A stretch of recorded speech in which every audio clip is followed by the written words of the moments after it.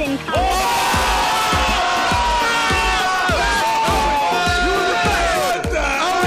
State of OH.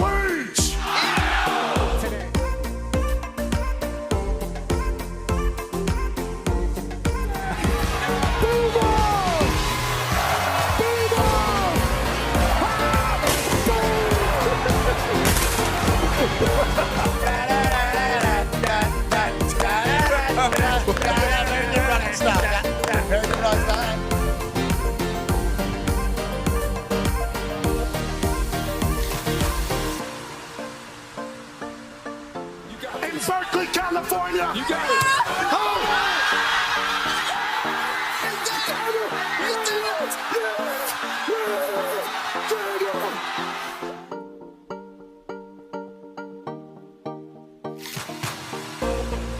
This one's for three.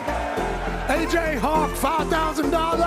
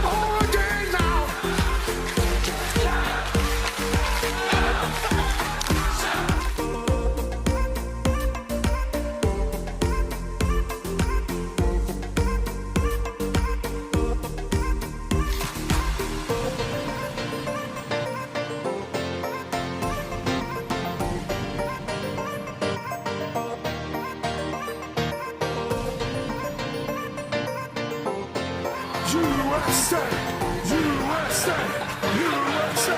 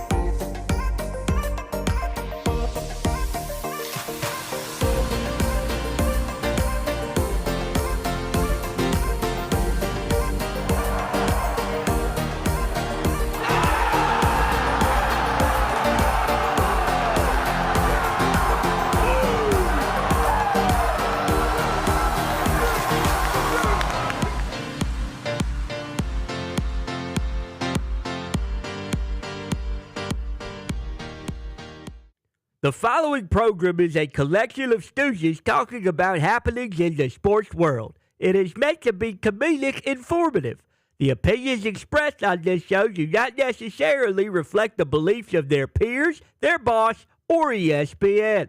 There may be some cuss words because that's how humans in the real world talk. If you are young, please seek permission before watching any further. Hey. Why? Let's go. This show stinks, and the fact that you listen, we are very, very thankful for. McAfee on the line with a gorgeous assist. The all-time leading tackler for the Green Bay Packers. You ping. Damn it! Be a friend, tell a friend something nice could change their life.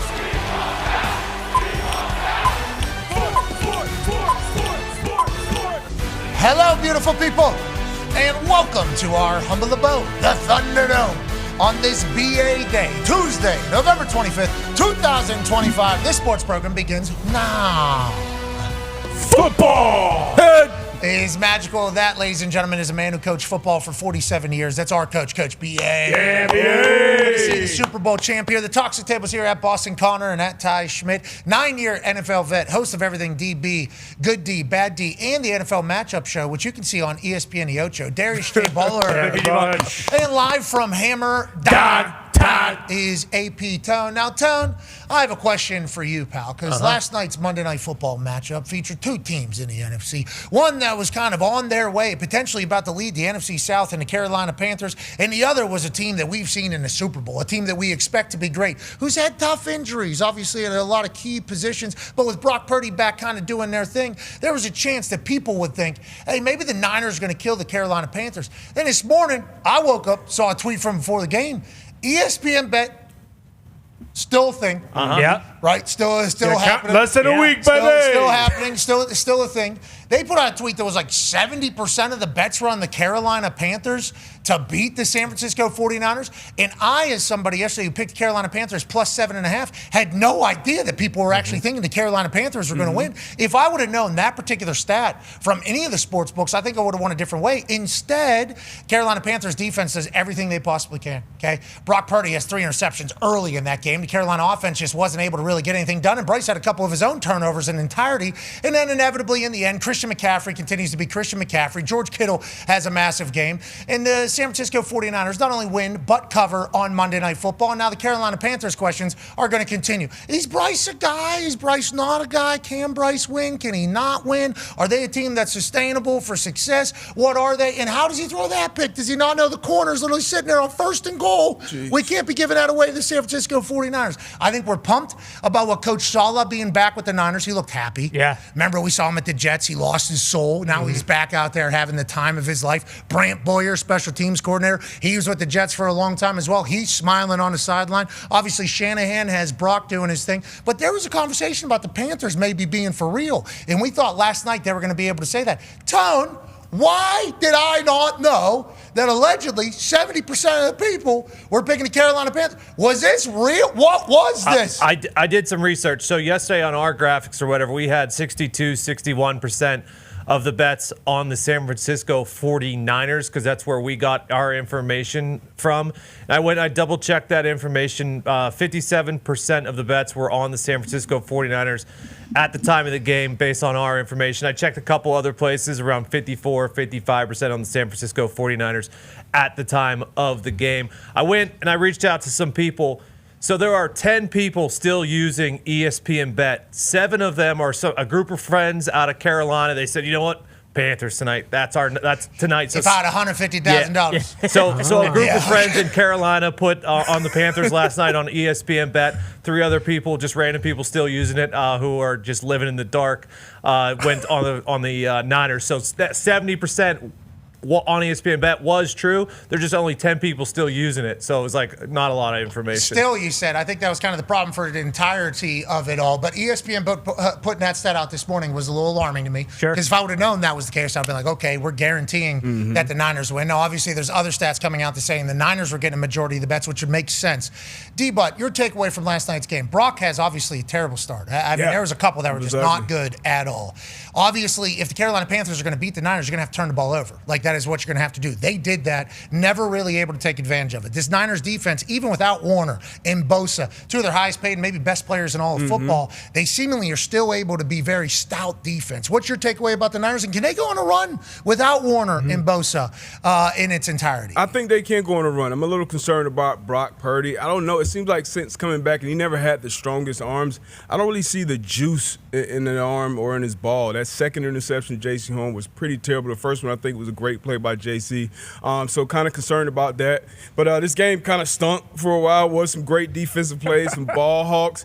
But it was one star, and that was Christian McCaffrey. I like what he's doing this year, what he's doing for the San Francisco 49ers. 31 touches last night, over 140 total yards. You know, now leading the league in carries and receptions, which is unbelievable, unreal stat. So he was the one kind of shining star in this night. T-Mac, he had a nice touchdown late in the game where you thought it could be a game. But I wanted to see more from Bryce, wanted to see more from Brock in his offense. But C-Mac and then George Kittle, obviously being and doing what George Kittle does, he was great as well. So it wasn't a great game, but a big-time win at the end of the day for the San Francisco 49ers to move to 8-4 now. Yeah, great win for them. Obviously, everything about Christian McCaffrey special. You can go through his, family heritage. His dad, professional athlete, mom, professional athlete, I believe. Grandpa, professional athlete. I believe uncles, professional athlete. I believe great uncles and great aunts, Olympians. Whenever you talk about like a human being created in a lab. Yeah. Christian McCaffrey is one of those guys and has been since he's gotten into the league, since he got to Stanford. 3-year player at Stanford. They were talking about his stats. He went to high school in Colorado. They did the years. And then we saw him at Stanford and think he looks the exact same. Yep. His body looks the exact same. Was running the same exact way.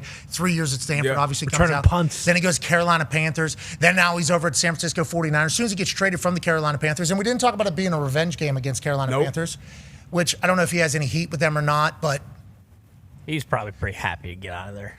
well, and then as soon as he goes to San Fran, they make him the focal point of the offense. Yeah. And not just the focal point of the offense. He was throwing touchdowns, running touchdowns, and catching touchdowns as soon as he got to the San Francisco 49ers. So you're talking about a perfect match. Now we're seeing him healthy. What do you think of the San Francisco 49ers team, BA? And Brock Purdy's turnovers, there's a bunch of Hembo stats here now with interceptions. Hembo put up a couple of stats together and a couple of graphics together. Basically, the NFL's average of interceptions is blue line. It's kind of going down as the season goes, or as the years go on. Brock Purdy, 2024 last year, he decided he wanted to turn the ball over more than anybody else. His is going directly up, if you see that. And then there's another stat about his 7 interceptions that he has here. Brock Purdy has thrown 7 interceptions on 131 attempts this season, the average of which has traveled 19.3 yards down the field. So is it inaccuracy? Is it tough decisions? And what do you think about the Niners going forward and maybe getting Brock back on path? Yeah, I think Kyle Shanahan's doing a great job, especially Robert Saleh with the defense. They call them the young Niners now because nobody knows any names. They're all new guys. And, to lose that many star players and still be up there, that's fantastic coaching job. I have big concerns with Brock Purdy. He does not have the strongest arm. And as you see those interceptions at the 19-yard level, because he's got that little bloop ball, and corners undercut him last night, they have to be super accurate and lead his guys he's in anticipation throwing. Peyton. He's not. No, I'm not saying he's Peyton's stronger. That was the style of throw that Peyton had. Peyton's throwing that thing early before the guy turns around, and he's throwing to a spot, and they have repped that. I got a chance during the lockout to go watch some of the workouts that were happening at different universities that Peyton was putting together, and watching these wide receivers run the same route 50 straight times. Hey, we're going to do this 50 times a day. And we're not just talking about receiver. We're talking like Reggie Wayne. Also, we're talking about the GOATs. Hey, we need to be on the same exact page here. That's why sometimes if they were able to get the wide receiver reroute it. Yeah, a little bit. It would mess up everything. But that was what Peyton did for his entire career. Peyton's going to throw it to an exact spot, and that guy's going to get there. It's precision, it's anticipation, and it's also repping and repping and repping. Do we think that maybe Purdy injury, maybe not as much reps with his guys, or do you think he's off in his delivery of the anticipation balls? I think both. Yeah, the injury, the toe does affect you. But again, I'm going back to that arm, and these aren't the same receivers he's been playing with the last couple of years. This is a different crew. Pearson, Juan Jennings, those guys are different than Ayuk and Debone and those guys. So I think they're asking more of him down the field, and that could be dangerous. I hope Brock's able to figure it out, because it was just a week ago where we're like, wait a minute. Brock Purdy's all the way back. Yeah. Then he runs in his Carolina Panthers defense, which I don't think anybody gives any credit to. No. Once again, we were kind of saying that all day yesterday. It's like, hey, I feel like we've covered this team a little bit closer because we've actually had a little bit of heat with this team because of the way we've talked about them over the past. They're different than they were just a year ago. They're different than they were 2 years ago. And then last night, it appeared as if the defense was ready. Yeah. Defense was ready for the moment. Offense, not as much. Is that just running into a tough San Francisco young Niners defense, you think, Con? It just doesn't make any sense. Rico Dowdell's kind of been their kind of bell cow these last few weeks, and he gets 6 carries. I don't know what the hell we're doing. It's kind of reminded me of when Ginty had 2 carries going up against the Denver Broncos. And they started the second half, the Carolina Panthers, and right away, Dowdell rips off a 15-yard run. So that didn't make any sense whatsoever to me. We talk about how important it is for quarterbacks to have a running game. A quarterback like Bryce Young, who kind of needs that play action. Granted, he has a play action on the goal line, can run the ball in, basally walk it in, and decides to just first throw an and goal interception. here, man. Insane. Just ridiculous. So I don't know what the hell Carolina was doing, but personally, I have a lot more respect for Carolina. You tell me before the season starts that they go into San Fran in primetime and only lose 20-9. Yeah, that's kind of a victory as far as looking at Carolina as a whole. But yeah, the Niners defense are still flying around. Panthers being 500 too. Bingo. They were one game. If they win that game, they take the lead in the NFC South. Yeah. Nobody would have expected that out of this Carolina Panthers team. I expected more out of them last night, though. I think I expected more out of the Carolina Panthers just because I was excited for them. I assume Panthers fans and what's his name on the mic? Oh shoot. About 150,000. Yeah. He's awesome. I have to find it. He got a little Bojangles check too. Yep. Which I respect. And also, did a Bojangles commercial, and it wasn't corny. Nobody, didn't say, this guy jumped short. He, got real views out of that. So hopefully Bojangles will give him another bag. Right. Because we need, maybe they give him another $150,000. Why not? Maybe they give him so he can buy season tickets, and make sure he get himself a car and all that. And maybe buy the Carolina Panthers. There you go. I mean, that's what he needs, especially with the ability to turn it up. But I think Sir Purr? No, that's their mascot. Sir Purr's the mascot, yeah. Shoot! Luke Combs, also a mascot for the Carolina Panthers. He was on with the Mannings last night, having a good time. I mean, they were having a blast. We all were thinking that the Panthers were going to have a good night. Instead, the San Francisco 49ers go back to exactly what we thought they could be. Christian McCaffrey tears it up. George Kittle has a massive night. And the defense with Bob Salas flying around. Congrats to the Niners getting a huge win. We're very pumped for them going forward. Can they win the Super Bowl? I do not believe so. Can they win the Super Bowl? No. Can they win the Super Bowl? No. Can they win the Super Bowl? I'll say yes then. Let's go to Hammer. Dahn. Can the San Francisco 49ers win the Super Bowl? Absolutely not. A lot of negativity on this Tuesday after Why'd the you Niners. make us do that? We don't have just to go to the won. Super Bowl. I know. 8-4. That's your fault, and that's your Gotta fault. be honest. And your fault. I like where your head's at. Why not? Why not? McCaffrey's Why unbelievable. not? I mean, if you ask me if they can win their division, I'd say absolutely not. But if they can win the Super Bowl, hell yeah. Yeah, because now we're putting them directly against the Rams, which would certainly be in the conversation of can they win the Super Bowl, because literally yesterday we were saying, whose league? Yeah. Rams league. And then Brock throws 3 interceptions, and then the next day we're supposed to say, they can still do it against that. And that's the Panthers defense. Panthers defense good. Rams defense might be a little bit better. We shall see down the Seahawks. stretch. We're seeing, Pretty we're good, seeing too. Nick Bosa up in the suite, Fred Warner still on crutches.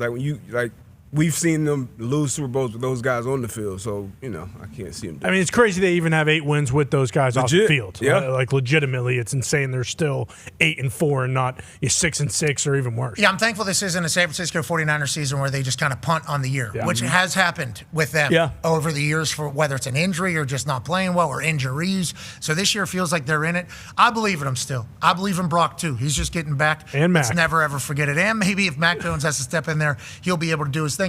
We've had a couple different situations pop up here during this season we haven't liked. Okay, we've had guys hot to it in somebody's face. Gross. We all agreed that, nope, this cannot become a thing. And it kind of has. This has kind of become a thing. More than we've seen. Jamar Chase obviously apologizes to everybody except for Jalen Ramsey in his apology he puts out yesterday. Yep. Nobody was very appreciative of that, but he put out an apology to the Steelers, to the fans, to his fans, to the Bengals fans, everybody but Jalen, basically. And I like that. That's Jalen Ramsey football, I think. Anytime he comes into a division, there's going to be some wide receiver he's going to get after. Nobody's happy with Jamar Chase's apology. Nobody's happy that Jamar Chase is spitting in people's face either, because that's a big-time conversation. We had a college kid this past weekend do it at Colorado State. Quarterback. He's a quarterback from Colorado State. Jeez. Gets blocked and he spits in somebody's face, and then he runs like a coward. Okay, I mean that is. Oh. Yep. And then he gets out of there, obviously. So we would like to put an end and be on the side of hey, can't be spitting in each other's face. Nope. That's a guaranteed fight. What we did not expect was there be some dong punching. We did not expect a big-time dick punch. We did not expect a left hand to the kit in the middle of primetime football. 4 plays left in the game, 2 plays before the kneel down. This thing's about all she wrote. Maury, who was the NFC Player of the Week in Week 9 against the Green Bay Packers, an absolute stud of a player for the Carolina Panthers. Safety punches Jawan Jennings right in the penis. I mean, we watch it in slow motion, multiple different angles. There is a conversation. I think he was trying to hit him in the gut. I think he was trying. Well, it was below the belt for sure. In the side angle that you see, it's hard not to think that somebody that's as athletic as he wasn't trying to punch that guy right in the balls. Now, I grew up in the generation of ball tagging and ball tapping.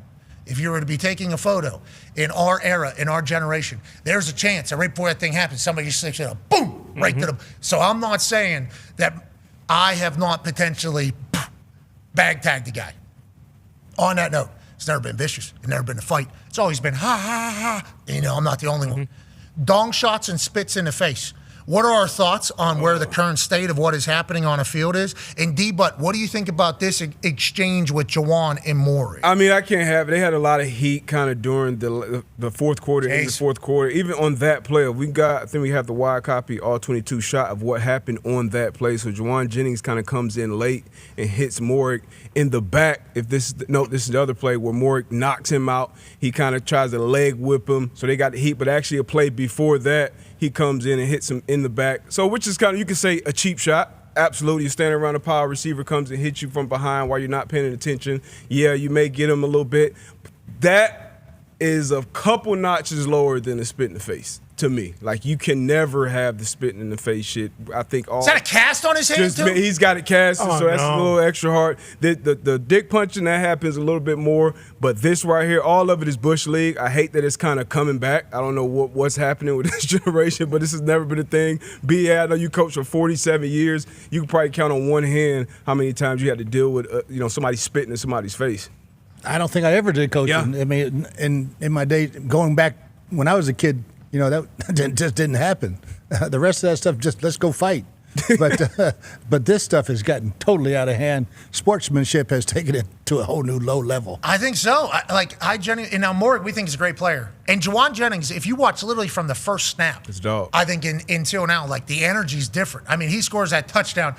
He does a gritty with a gear shift. And it was an incredible innovation to the gritty that I have not seen. I thought it was actually pretty spectacular. But Juwan Jennings is a guy who's going to hit. He's going to be around a pile. He's going to block. He's like a perfect San Francisco 49ers wide receiver. And his energy, especially, I mean, look, I mean, it was actually a pretty nasty, but his energy throughout the entire night is obviously one that would get under people's skin. Morgan, incredible player. In prime time, boys, we can't be punching each other in the dicks. That just can't be happening. No. If this is a 1 o'clock game and there's 13 different games on, let it fly. We're not going to be talking about it. This cannot become what football is now the game that is starting to become.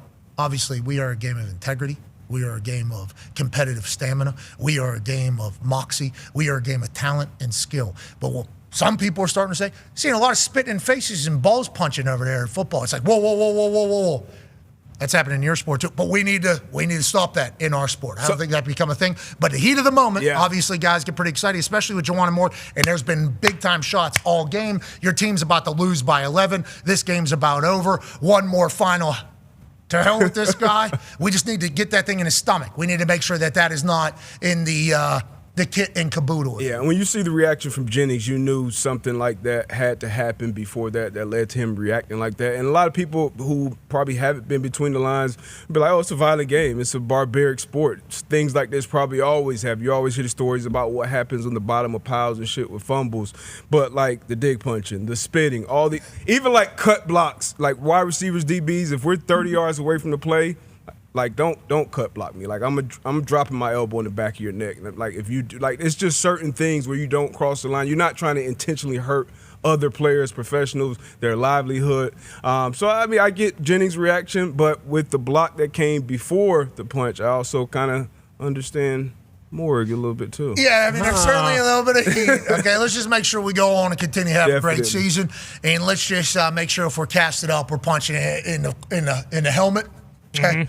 Or the shoulder pads. Sure. Or let's just wait till afterwards, boys. We'll see each other in the tunnel. Let's just go ahead and make a circle like it's hockey and do your thing. But we love that the game is in the place that it is. We just can't be doing the bullshit. Okay, and I was a punter, so I don't need to be speaking for anybody. But I will say, as avid fan of the league, spitting in the face is just not something we can have. Like, and then dick punching cannot just become a normal thing. Like, because you're seeing this Colorado State kid, and there was another college kid earlier. It's like, do you think they naturally do that if it wasn't for Jalen or something? I was like, no, everything kind of falls in line with what the NFL is doing. We have to understand that. I think the NFL understands that. This dude spitting and then running for his life afterwards, it's like, that ain't football. Yeah, don't do that. Don't. Just so soft. Once again, in the moment.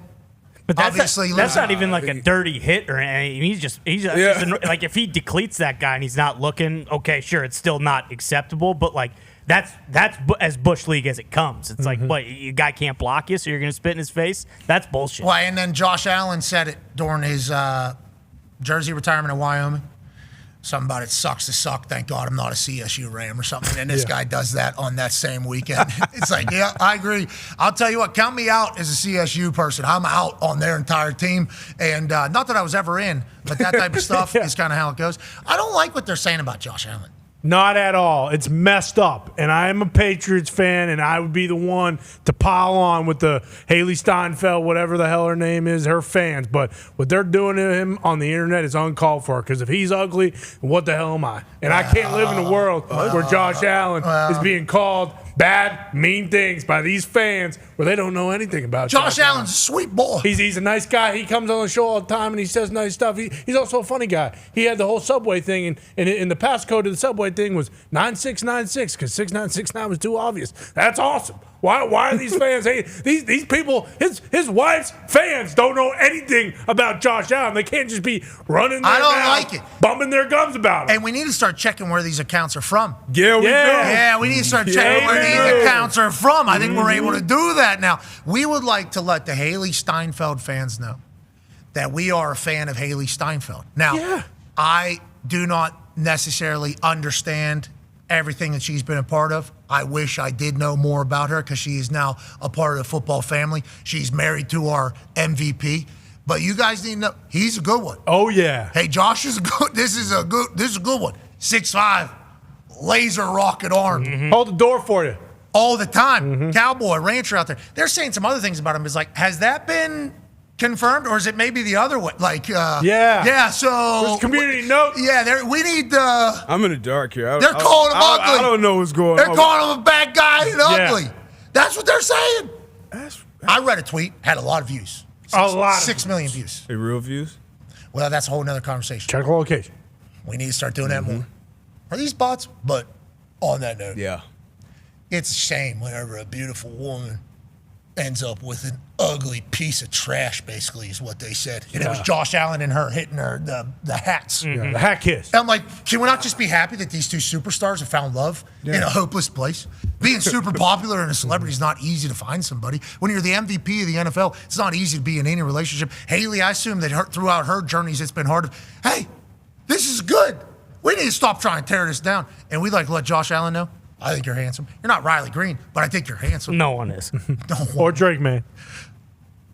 Drake May kind of does look like he's 17 years old, 18 years old. Yeah, he's just got that young flair, man. He I does. know what you're talking about. And it is crazy, the Tom Brady shit. Oh, yeah. No, I mean, talk about jawlines. I put his up against A.J. Hawks.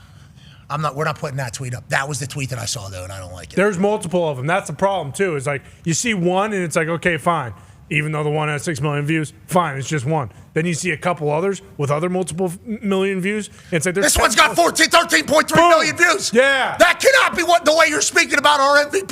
It can't be real. That's not real. That's not the real world. You know, these people see blood in the water. You know what Josh Allen said many times, how she's changed his life for the better. She always talks about how supportive he is of her career and all that kind of stuff. What do you want this guy to do? You want him to retire and become her butler? That ain't going to happen. Well, man, I think they're saying he needs to get plastic surgery on his face. Well, that ain't going to happen. I don't like that at all. That ain't going to happen because you know what she does? You know what? She's kissed many ugly guys in movies. Many.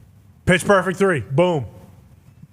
You know? And I'm not gonna go out there and throw shade on other actors because that's not my We don't want to call anybody ugly. Exactly. We just don't like that our MVP is being talked about the way the guy plays football. He's had his nose broken about 150 times. What do you want from him? Okay, maybe he doesn't have the picturesque, perfect face. He's a pretty good looking guy.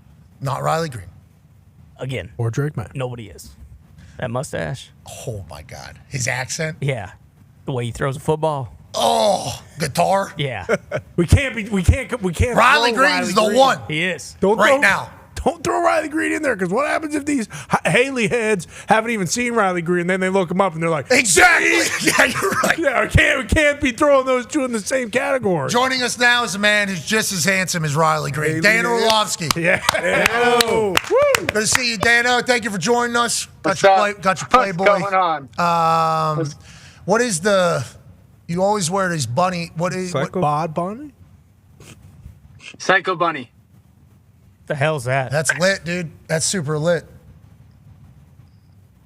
Thank you. What is that? That's a brand? It's a clothing company. Mm-hmm. Hell yeah, dude. It looks super cool. Psychos, man. Can you show that again? see the crossbones at the bottom? Yeah, that's not very appropriate. No, because it's a killer bunny. Yeah, that's not very appropriate. Well, it's got rabies, actually. This bunny's got rabies. It'll come and get you. That's why it's a killer. All right, Dan, let's talk about being a killer. Brock Purdy turning the ball over, potentially a killer. Instead, they still win and cover. Please tell me the Carolina Panthers could have won that game. And also, please tell me if the San Francisco 49ers, with how they are, obviously a lot of missing pieces, can go win the Super Bowl. Because B.A. said no, D-Butt said no, Ty said no, Tone said no. Connor's the only one who said maybe. And I think the reason is we saw the Rams play, and then we see the Niners play. Rams seemingly on a different planet than everybody else in the NFC at this exact moment. Niners, can they keep up? And what do you think about Brock going forward? Yeah, Rams not on a different planet than everybody else. I would be absolutely shocked if the NFC rep isn't LA, Seattle, or Philly. And more than likely one of those NFC West teams. I do not think that San Francisco can win the Super Bowl. I just don't think they have enough healthy bodies on defense in their front seven. So, Brock, I would tell you that if you look at the interceptions and why they happen, Brock has always been a player in his first couple years that you marveled at how early he threw the football, yet down the field. He had this almost like unrealistic anticipation where you're sitting there going, how can you cut that ball early or cut that ball from your hands so early down the field and still have it placed perfectly? The interceptions this season are far too often late. The anticipation is gone, and there's guys that don't have to play with a ton of anticipation. I heard Coach talk about this. Stafford's one of them. Josh was certainly one early in his career. Patrick, because they've got these cannons for arms. Brock doesn't. And so he was playing at such a high level because he played so fast, and the ball came out of his hands so much sooner than the route kind of established itself. Look, these clips, they're all 3 hitches. This offense is not built on 3 hitch throws. Coach knows this as well as any. This offense is not built on 3 hitch throws. You get to the top of your drop, that ball's out of your hands. And if it's not, watch how many hitches he takes here. 1, 2, 3, 3.5, and then it's late. So am I concerned? Well, yes, because that was the strength of his game. But also at the same time, it's something that he's shown. That's not necessarily who he is. And it's absolutely correctable. Okay, and now the Carolina Panthers. They had a huge night ahead of them potentially. They would have took the lead in the NFC South. Now, granted, they're 6-6. They were 6-5 going in. Nobody could have expected this from the Carolina Panthers. We've actually been following along pretty closely, strictly because we've kind of dogged the Panthers in the past. So, Panthers fans, which there are still some. Remember, just a couple years ago, there was 500 fans in the stands for their final game. It felt like it was the worst, obviously the biggest dumpster fire in the entire league is what Carolina felt like. Then they bring in Morgan. They bring in Canales. Tepper kind of goes a little bit more hands-off, but also starts giving back to the community and kind of understanding his position. We've become big fans of this Panthers team. We've also become big fans of Bryce Young. They get all those turnovers. They can't make anything happen out of it. We saw T-Mac score a touchdown. I'm happy the Irish Goose got a chance to say hello to the primetime audience and score a touchdown. But what do we think about the Carolina Panthers? And what do you think about Bryce Young, where he's at right now, and maybe what the next couple steps look like for that team? Yeah, number one, last night, the perimeter players did not match the physicality out of San Francisco. And that's really the story of the game. They didn't. I heard Boston Connor talk about Dowdle only had 6 carries. I think they had 40 snaps. They were terrible on third down. But if you watch the third downs, I don't see there's a lot of protection problem. I don't see there's a lot of schematic problem. They just physically got out-toughed at the perimeter when it comes to ball downfield, middle of the route, physicality at the top of a route to win. So they just did not match that from San Francisco. The reality is this game came down to 2 plays for Carolina. The pick down on the 1-yard line, inexcusable. Bryce has to see that defender. First and goal, Dan. Yeah. First and goal. I'm shocked he threw it. I'm shocked. That's just a backside defender. For some reason, Bryce doesn't see him. He doesn't threaten the line. Just run, Bryce. Run. Threaten. You're one-on-one with the defensive tackle out in space. And so I'm floored that he throws that football. I cannot defend. Just run. If he runs there, he's got a guy out in front. He's got an offensive lineman out in front. Just scream, go, go, go, go, go. See that guy's waiting for him because he doesn't want to go downfield. Just scream go. So can't make that throw. And then there's a 3rd and 4. Down, I think it's the second quarter. It's 3rd and goal from the 4-yard line. San Francisco shows all-out pressure. He throws it to the perimeter, and it's one-on-one on the perimeter, and San Francisco makes the tackle. I didn't love that play call because what are we doing versus 0? We're just going to throw a swing screen, especially with there's no pick. There's no traffic for that backer to run through. And you can't, obviously, 1-yard line interception, 3rd and goal. I'd love to see a ball go to Tet McMillan or T-Mac in that situation. So I'm disappointed with the lack of physicality by the perimeter players. Xavier Legette, he's got to earn the right to be on the field more. Jalen Coker, who I believe is an undrafted player, should not be playing more than Xavier Legette, but they are because he's just not meeting what is expected out of him. Legette's had a couple good weeks, though. Yeah. Let's like earlier in the year, it was pretty bad. It was like this guy's not a 1 or this guy is nowhere near a 1. Then he had a couple big-time weeks. Obviously had a catch last night, I think, on the sideline and some other stuff. But to your point, he's not prevalent enough. Like, I don't think any of us, we all talk about Irish Goose down there. Whenever we're talking about who the wide receiver is, we think about T-Mac, the kid out of Arizona, who's former volleyball player. Some of his volleyball highlights are absurd. But they talk about him athletically just being a freak, and his catch radius is gigantic. Yeah. Nobody even really talks about Legette other than how sweet his accent is and that he eats squirrels. Correct. Mm-hmm. Right? That is kind of the conversation. Yeah, and I'd also say this, Pat. You know, his game has to be physicality. He's not a burner. He's a big, thick, talented, structurally sound dude. You should be a physical presence at the wide receiver position. If you watch San Francisco, to both those guys, just pushed them around. Ted fought back a little bit. I did not feel that from Xavier Legette. And so I'm walking away. If I'm Carolina, I'm disappointed with the way that we played on the perimeter physically because we just did not match San Francisco. All right, enough about Monday Night Football. Week 12 was awesome. Saw a huge win by Chicago, which obviously in turn is a gigantic loss for the Pittsburgh Steelers. But we saw some shit from Caleb Williams that got us very excited. Go ahead, D-Bud. Yeah, I asked you a few weeks ago about Caleb Williams and where he was with the Ben Johnson in the offense, and you were optimistic about him. I think he's continuing to take those steps. What are your thoughts on Caleb Williams right now and how he's operating in this Ben Johnson offense and how you see it going forward? The coach will tell you exactly what he thinks of the player by the plays that he calls. And right now, the playbook is wide open in Chicago. And that's a total credit, certainly, to the quarterback. You want to run the football? Great. You want to go hard ball, play action out of the gun? Great. They can get an empty and throw it on the goal line, and he's quick and decisive. I think the biggest thing for me, D-Butt, outside of that, what I'm just talking about is the playbook is so wide open. They put a defensive tackle at fullback the other day and ran the football to him. They're running the football. They're going really good in play action. They're building plays in for the yards after catch. I believe they went double reverse. There's multiple screens. Here's empty on the goal line. But I think the one thing that Caleb has grown the most in the last month in my eyes is if the play is there, quarterback run on 4th down, if the play is there, if the play call is the right one versus the defense, I need you to play on time now. If I design a play and number 1 is open, I need you to be fast. And this throws a perfect example of it. This is we're calling the play for this defense. We get it. I need you to play fast. That's the one I need you to play.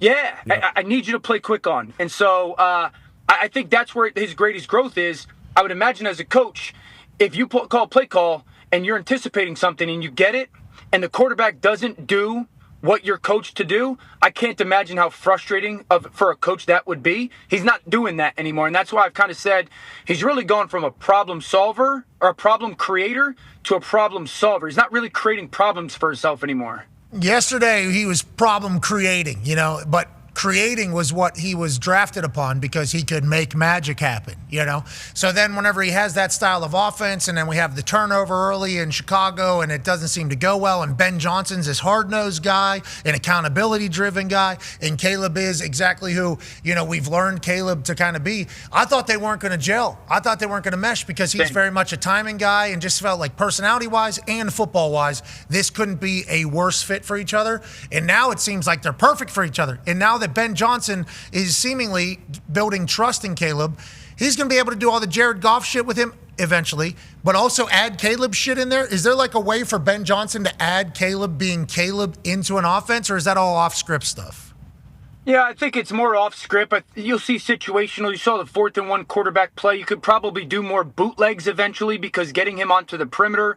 I think you could do a little bit more quarterback run down in the red zone. But the beauty of the offense is we can kind of create so much schematic advantage by the different looks that we can present to you that we can put you in doubt as a defense. And I just need the quarterback to consistently hit that open receiver. Again, that's kind of, for me, where his greatest growth is. And then, I agree, I did not think they were going to gel this quickly, and that was my concern.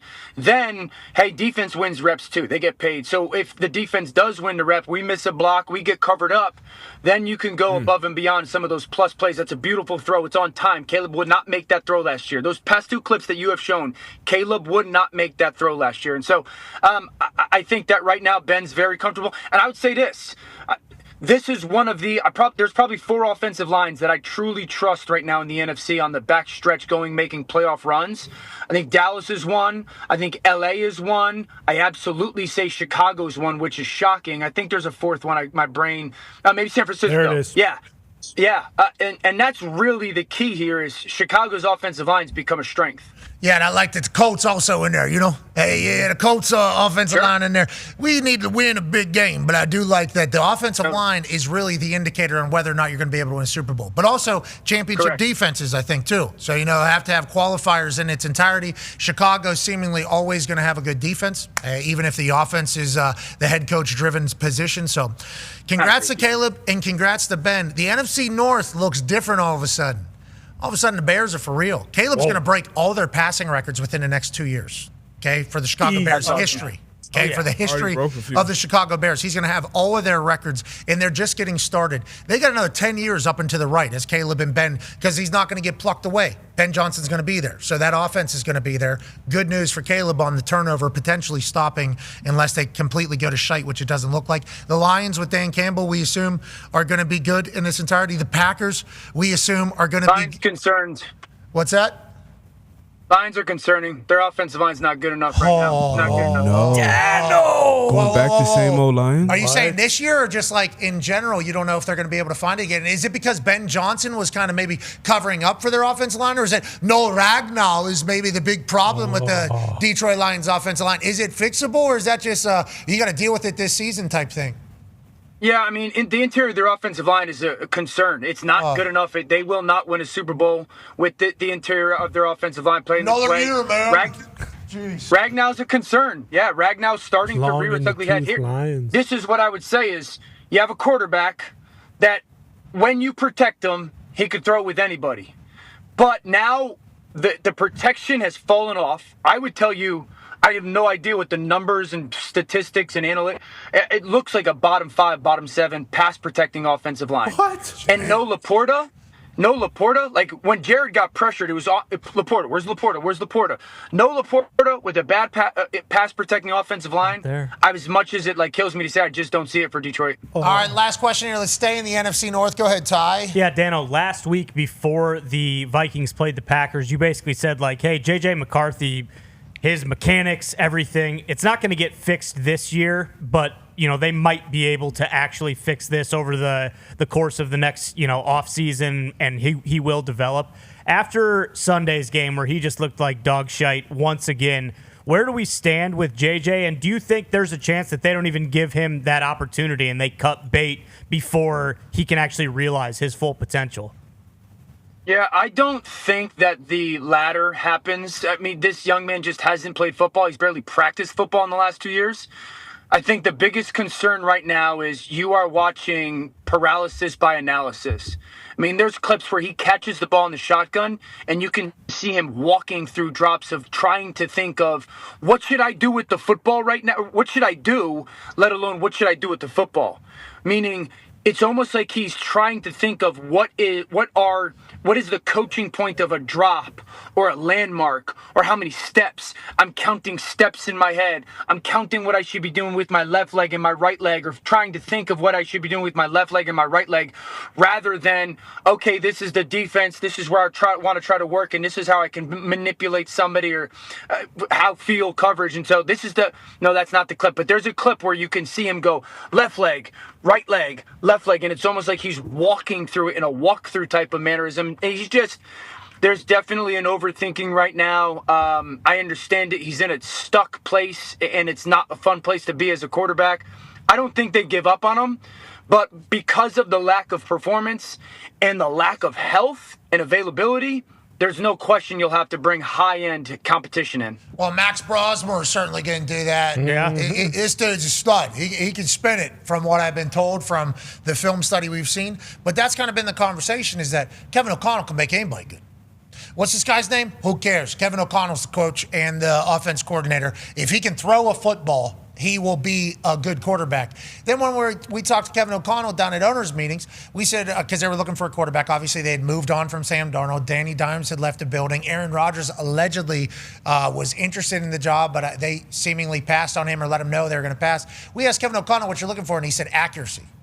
So did we think J.J. McCarthy was an accurate passer? Like, what? Well, go ahead. I would say this, Pat. I think one of the things that I certainly did not think about, and Coach could probably speak to it better, is the guys that Kevin's had a ton of success with, it's in part because they've had experience in the NFL. Like, they mechanically have worked through some of the issues that maybe were a problem in their past. Kirk Cousins was a vet. Sam Darnold was a vet. Even some guys like Nick Mullins, who's had to play. He's been around the NFL for 4, 5, 6 years. And so this is, Kevin O'Connell's first time with a young, very young, and certainly unproven player. And it just feels like the expectation of baseline performance for the coach and the play caller was here. And where the player is really here. So I would probably pinpoint it on a lack of development to the point that is needed.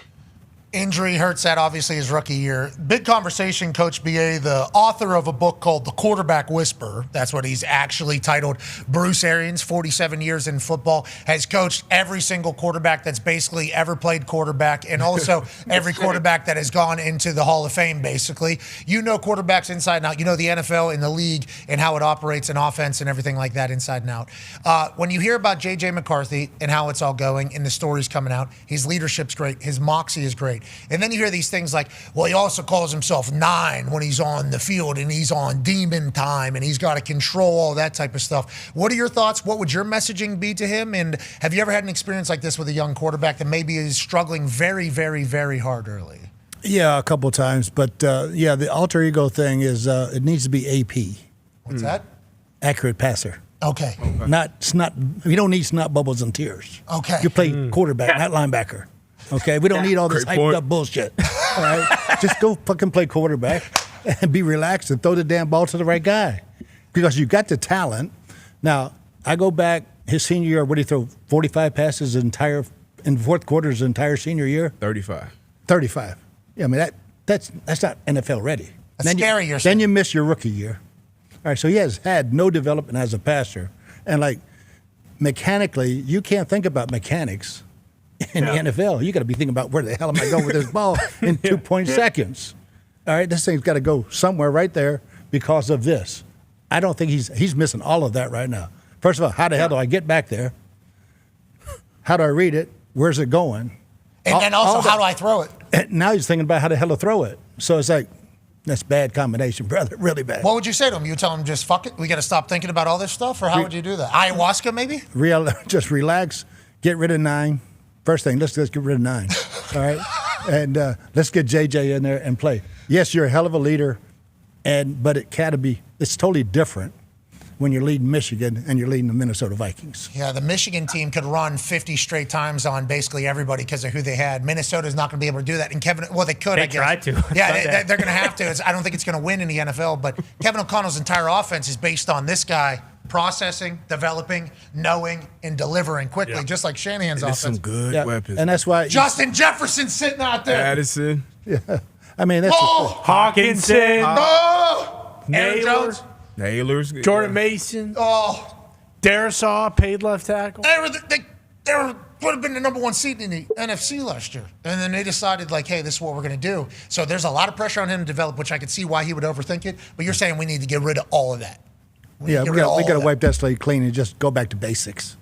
Let's keep it as simple as possible every game where he's not thinking about everything. Last thought. Go ahead, Dano. Yeah, I think the thing coming out of school, JJ, my one thing with him was he looks on a play-by-play basis like a player who's trying to be perfect all the time. I know what it says on paper, coach. I will do that perfectly. I will do exactly what the paper says. And I just don't think you can play at that level chasing perfection on a play-by-play basis. I think to Coach's point, like, dude, you just got to go play, man, and stop trying to do everything flawlessly perfect by what the paper says. Not only on the field, but off the field. Well, you hear his press conferences, you hear the answers he's given, you see the way he acts, his leads. It does feel like he's trying to be a movie character NFL quarterback, you know? Yeah. Like, this is what I've heard you're supposed to be like. Man. That's what I heard you're supposed to be like. I think it's good intentions, you know, but I think it's a lot to kind of try to process as opposed to just being you're trying to be. I think you'll be able to figure it out. And I don't like... Can I ask Coach Aaron a question, man? It better not be about getting rid of 9, okay? Like BA was saying. It's about the Eagles. It's about the Eagles. Okay, here we go. All right, so here's my complaint about the Eagles, coach. So one of the things I always loved about you, and my thought was you didn't play around in the run game. You're like, I'm just trying to be efficient in my run game, try to continue to be in good down and distances. And oftentimes I was like, here comes duo, here comes duo, here comes duo, underneath center duo. Philly doesn't do it enough. Philly's in the shotgun run drives me nuts. Do you agree with that? Like, can you explain to me in your thought the advantage of running from underneath the center at people with double teams in comparison to running today in the shotgun? Oh, yeah, definitely. You know, and you know where the big difference is, Dan? It's in your play action game. When you are under center and you're taking a 7 and maybe time it up to 9-step drop on a bootleg, you can't do that in the shotgun. You know, it's going to be the 5 at the best. So you're usually back there holding the damn ball, waiting for that stuff to go down the field. But the running game, yeah, I'm an under center guy. I'd love to have that tailback behind me.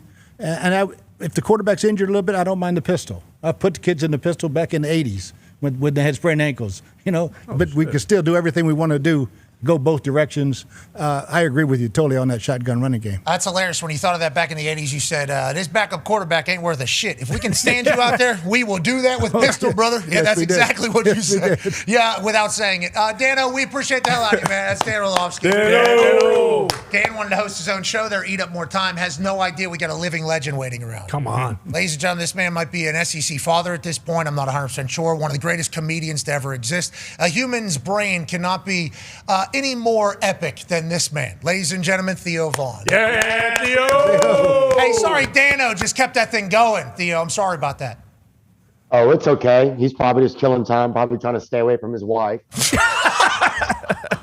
You know, I don't know. I mean, that's what my buddies do. They're always in their cars, like in their yard, trying not to go inside or whatever. Dan's wife's a sweet lady. Theo's obviously saying that as well. Does not know her. She's a sweet lady. And who knows what? Yeah, Dan was sitting on the side of the road, though, there for a while. And we're kind of piecing it together. Yeah, we're not getting into it. But let's talk a little bit about relationships. We saw you on Senior Day at Vandy. We saw the video. Yeah. Can you tell me about your relationship with the Pavia family and Diego and his mom and everybody? Because I think this has been a big piece of Vandy's story, is not only bringing people in, but Nashville people becoming massive Vandy fans. Can you talk a little bit about it, and what was Senior Day like? Yeah, I mean, you know, the lore with me and his mom, you know, like we made a bet one day on a game, and Diego said if they won against South Carolina that he would set me up on a date with his mom.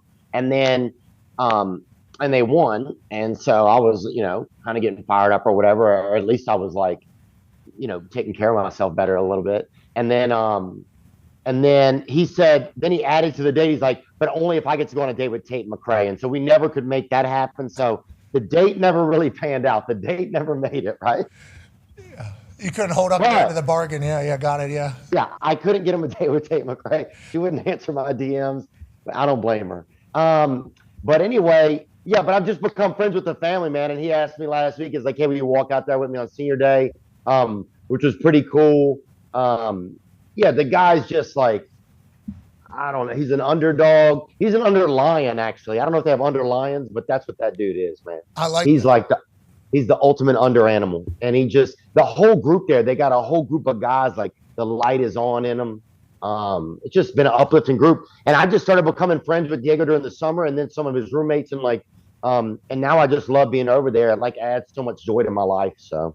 Yeah, Snoop Dogg became Snoop Lion, so I think you can say underdog to underlion as well. I think that's a good play by you. That's that big brain that you're using for Diego. Obviously, in Heisman chatter, we all hope, yep, it's under there. We all hope that Diego gets an opportunity to go represent Vandy in New York City. I think he has certainly earned it. Let's talk about you and SEC football, getting a chance to be around. Obviously, you're normally touring, I think, during this time. This year, you've gotten a chance to go experience the entirety of this college ball season. What are your thoughts? And I know you and Lane have gotten very tight as well. He's in the middle of maybe one of the biggest stories in the last 10 years of college ball because there's a lot of new rules that are about to be made because of Lane. Yeah. Well, Lane is causing problems, and that's what he does, That's part of he likes to he likes to bring his own bumblebees wherever he goes. He's just that kind of guy, he likes to have an effect on things. On the field and off, he's just an entertaining guy, man. I think he's probably one of the most entertaining and unique characters that's kind of existed in college football. I mean, he's on Twitter. He's putting out little clues and it's just this scavenger hunt for his imagination or whatever. You don't even know what you're doing after a while. You go on these rabbit holes and then you're looking at geolocations of where he was raised and stuff online. It's it gets pretty out there. So, yeah, but going there was awesome. I hadn't gotten to go to a lot of these SEC places to see games. So I got to go to Ole Miss and the Grove. I mean, it stood up as one of the best parties. Lane gave me his hotel room in the team hotel or whatever for the night. And so they even had a charcuterie in there, a couple night sausages or whatever. And so I got to have those, a couple juice boxes, which I thought was kind of crazy that somebody would have that's an adult coach or whatever. Yeah, Lane. Who doesn't love a couple juice boxes or whatever before bed? But yeah, so that was just that experience was pretty unbelievable. But yeah, we've been to Alabama, gotten to see a game there, and that's more it feels like a pro environment there.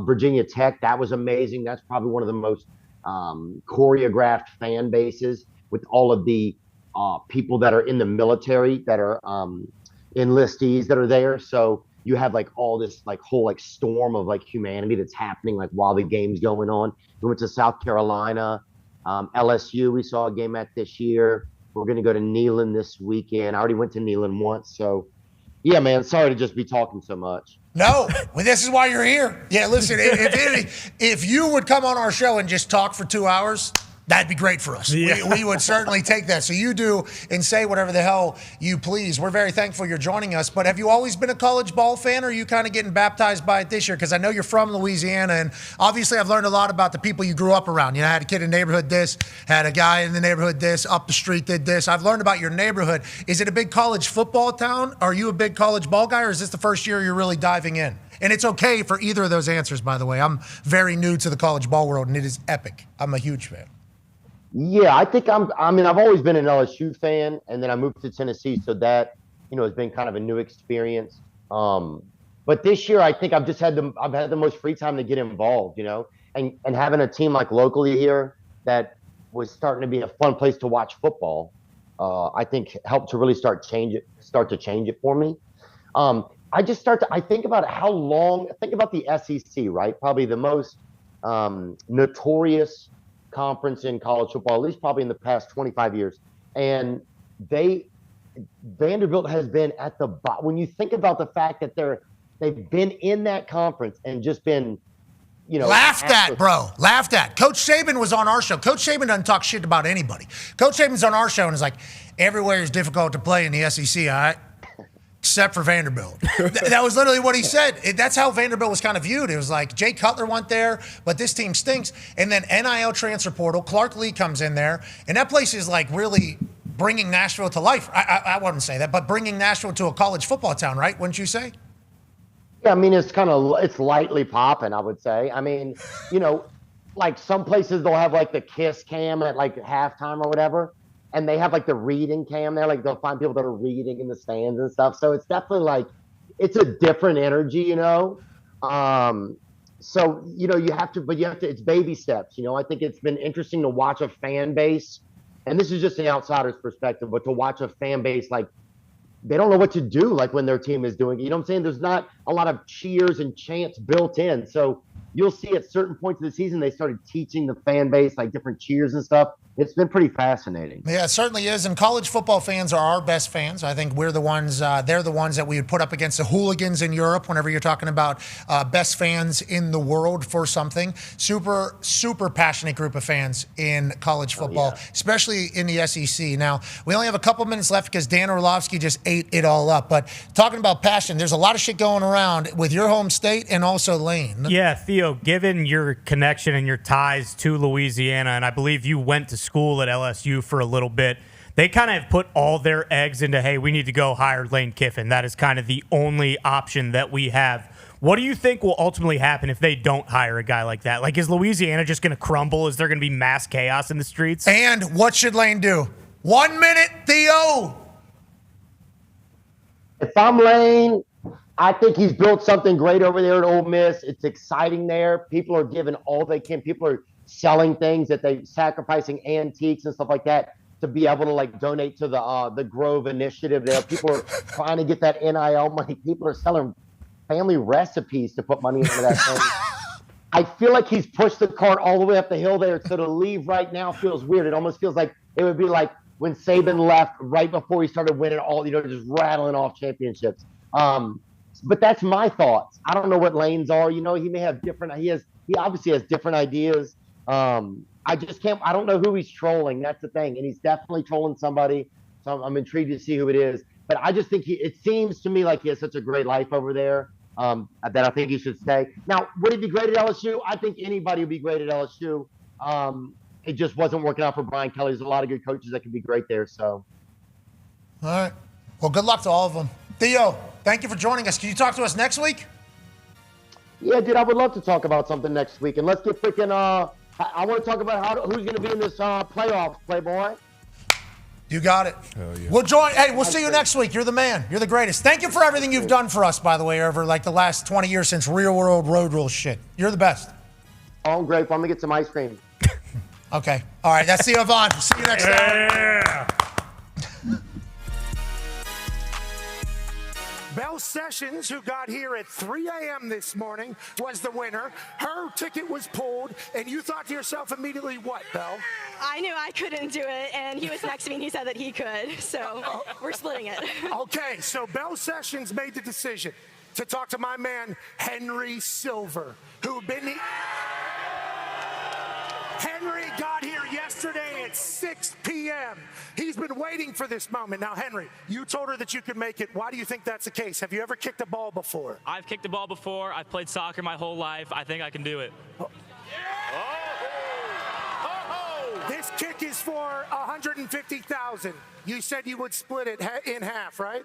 Okay, so let's make it $200,000. If you make it, you will both get $100,000. Where are you from, Henry? I'm from Fishers, Indiana. Who's your favorite NFL team? The Colts? Hell yeah, dude. Hell yeah. Come on, bro. Hell yeah. To hell with the Falcons. That was rude. They didn't deserve that. I like that. Henry, 33 yards, $100,000 for you, $100,000 for her, $200,000 to hurricane relief, $400,000 on the line. Henry, are you ready? Of course. Have you ever said anything bad about kickers? Of course. Shut up. Let's go. Now, here in Athens, Georgia, it would be beautiful if $400,000 would be up for grabs. Why don't we double it because the Georgia Bulldogs. So, $800,000 kick right here, Henry. But what I want to let you know is you're not getting a second opportunity. I don't care if this entire place starts chanting for a second kick. One kick 800,000 racks, 400,000 to hurricane relief, 400,000 to you two split, 200 grand each. Henry Silver from Indiana for Bell Sessions. Let's go, Henry! Oh my!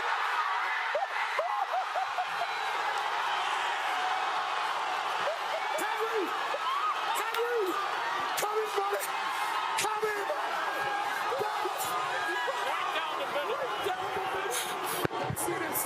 Let me see this, Henry!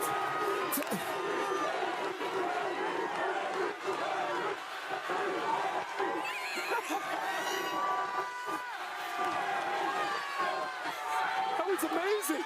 I mean, he walked in like, Henry! Congratulations, Henry! Congratulations, Bill! Congratulations, Georgia! What a morning! College game day's the greatest. College football's amazing. Bill, you just won $200,000. You're a genius. The following program is a collection of stooges talking about happenings in the sports world. It is meant to be comedic informative. The opinions expressed on this show do not necessarily reflect the beliefs of their peers, their boss, or ESPN. There may be some cuss words because that's how humans in the real world talk. If you are young, please seek permission before watching any further. Hey, What? let's go! This show stinks, and the fact that you listen, we are very, very thankful for. McAfee on the line with a gorgeous assist. The all-time leading tackler for the Green Bay Packers, you ping! Damn it! Be a friend, tell a friend something nice could change their life.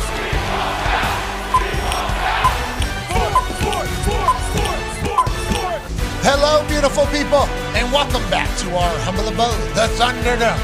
On this BA Day, Tuesday, November 25th, 2025, hour 2 of the program begins now.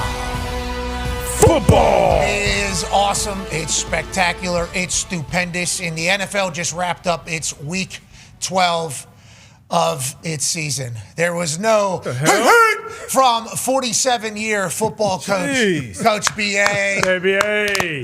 There was one. I jumped off sides. Yeah, that's on me. Talks and tables here at Boston Connor and at Ty Schmidt. 9-year NFL vet Darius J. Butler is here. Yes, sir. And live from Hammer, Dahn is AP Tone, who we're going to be visiting with here in just a few moments about what the College Football Playoff Committee is going to do tonight and hopefully what the CFP chair is going to say afterwards. Now, on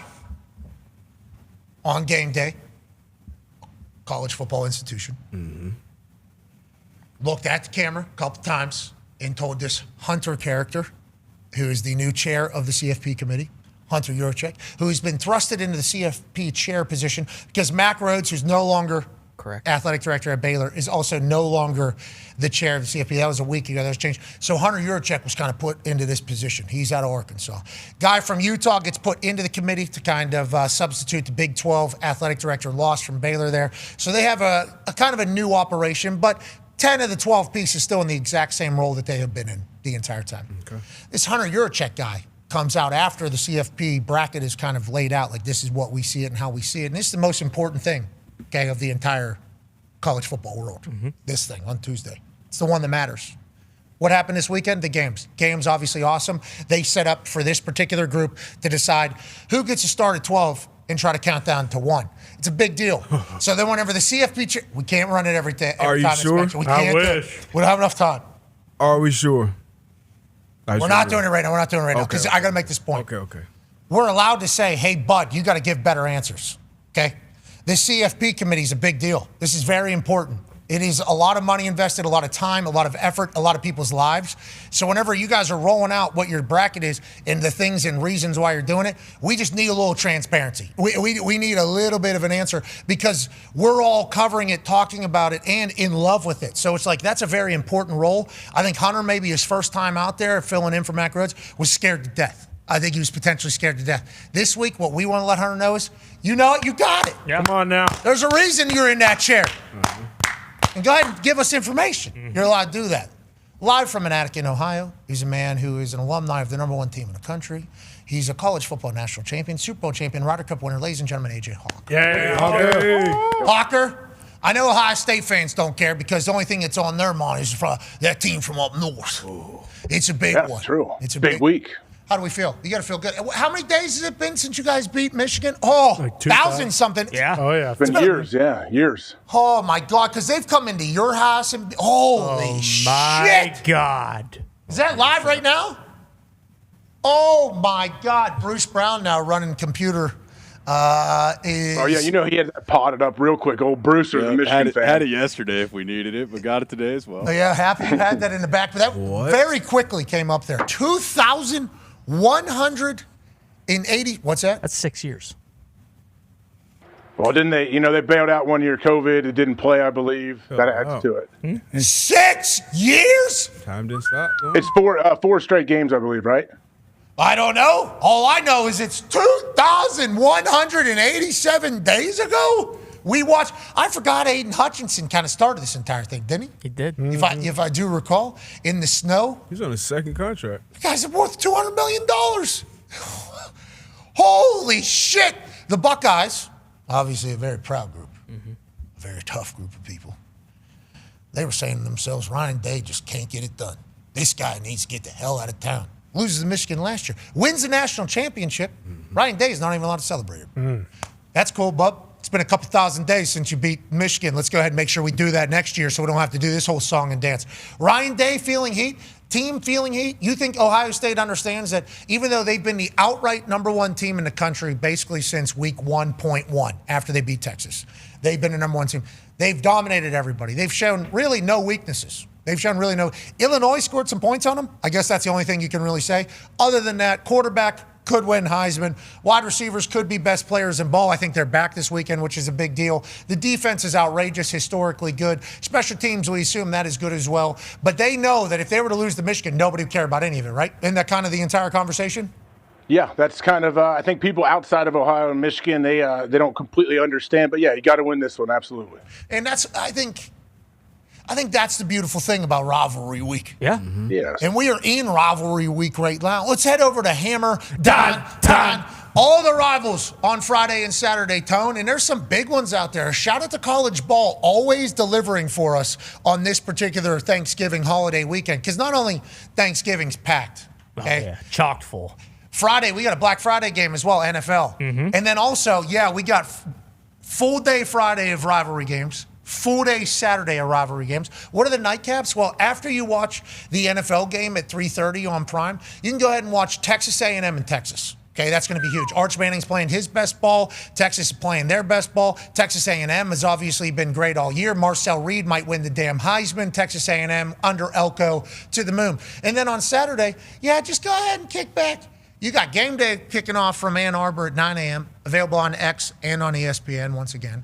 And then obviously at noon, that game kicks off. And then what's the nightcap? What's happening late at night? Alabama-Auburn, okay, which is going to be gigantic no matter how either team are playing in this thing. So whenever you talk about rivalry, you talk about special matchups. Tone, what are you thinking about whenever it comes to these 2 days of outright great college ball? It is going to be awesome. And obviously, as they say, rivalry week, you can throw out the records. You better buckle up the chin straps. There is no love lost for these matchups, obviously.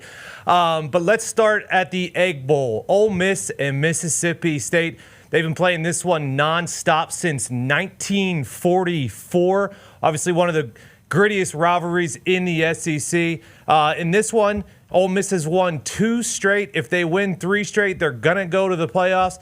And tell you what, it's a big storyline for them going to the playoffs, but the bigger storyline may be the decision on Saturday that's coming after the game. Is that happening on game day? Do we know that? I thought that earlier. I was like, is Lane going to do it? Like, literally, is he going to go to that yoga class and then make the decision, or how does that work? I genuinely don't know how that works out. Because they kept saying Saturday, and I assume it'll just be from like a release or press conference. Didn't they say he's having a press conference? That's what I heard. Oh, man. That'd be cool if we had that press conference on game day. 3. I mean, what time does he do it? Yeah, either run it on game day or just have him come to game day or do it there. He's focused on the Egg Bowl. Yeah, allegedly. Yeah. Well, after the game. Whole team is. Well, they're all focused on the Egg Bowl. That's why they pushed it to Saturday. Oh, yeah, I've completely turned. I know we love Lane up here, so I'm going to bite my tongue. But what? What are you doing? Bite your tongue? You know, what The hell? What are you thinking about saying? This is the most ridiculous thing I've ever seen or witnessed from a What do you college football mean? by far. What's he supposed to do? He's supposed to sign the damn contract. He's supposed to at least come out and say something. This is more ridiculous than free my boy BK, and that's saying something. What is he supposed to do, actually? What do you think he is actually supposed to do in the middle of the college football season? I don't know. I don't know what he's supposed to do, but I know there's not supposed to be some hoopla around it the entire year. I think Lane Kiffin, there's always going to be hoopla. But to your point, I think we should have had an answer by now.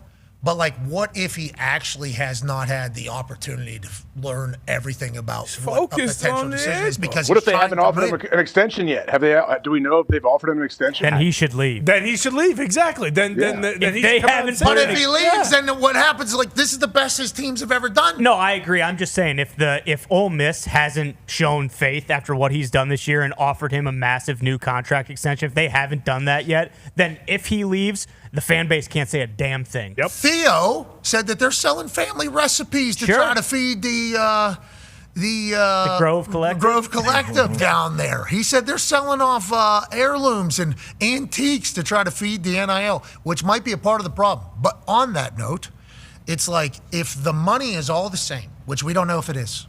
We have no idea if it is. The difference would be the recruiting, I guess, is the angle that everybody's talking about. Is like in Louisiana, you got guys that just want to go to LSU who are going to be better football players than anybody around Ole Miss that just wants to go to Ole Miss. Florida, same exact thing. I guess there's Florida boys that want to go to Florida and have wanted to go to Florida since their parents went to Florida, or their dad was a Florida fan, or mom was a Florida fan, or older brother played for Florida, or teammate played, like anything. There's just, that happens, I guess, is like the big selling pitch is like, hey, these two schools have your draft, basically, your recruiting pipeline taken care of. So whenever you want to do the transfer portal, which you're very good at, you don't have to necessarily rely on your whole team being transfer portaled in every single year, because obviously that's a roll of the dice. We've seen Florida State go from literally penthouse to outhouse with one transfer portal class, and they still trying to get out of that whole thing. So I guess that's the advantage of the other side. But the other side of it is like, that city might be named after you, like Lane Kiffin's Oxford, Mississippi. That's probably why it's a tough situation. That's probably why he needs some time to figure this out. Like, hey, this is a giant opportunity I have no matter what I do. Like, yeah, give me a couple days, I guess. And we have the number 6 team in the country right now. Like, we are a very fucking good football team. This is the best team that I've ever had. We're going to this is the best chance that any of my teams that I've been a head coach have of going on a run right now. And all of a sudden, he's put into a predicament where it's like, yeah, well, we need to find out if you want to go live in another place, what the recruiting's like in another place, what the transfer portal was like in another place. And oh, yeah, you got to do that before all this, because the transfer portal placement really screws you over in this whole thing. Hey, I'm trying to beat Mississippi State. They got the cowbells down there. It's very, very loud. That's all. Well, we don't care about that, because if you're going to coach somewhere else, we don't want you to beat Mississippi State. We actually want you to be an ass coach. But it would be bad for us. Yeah, but you're going to take all our players if you leave any.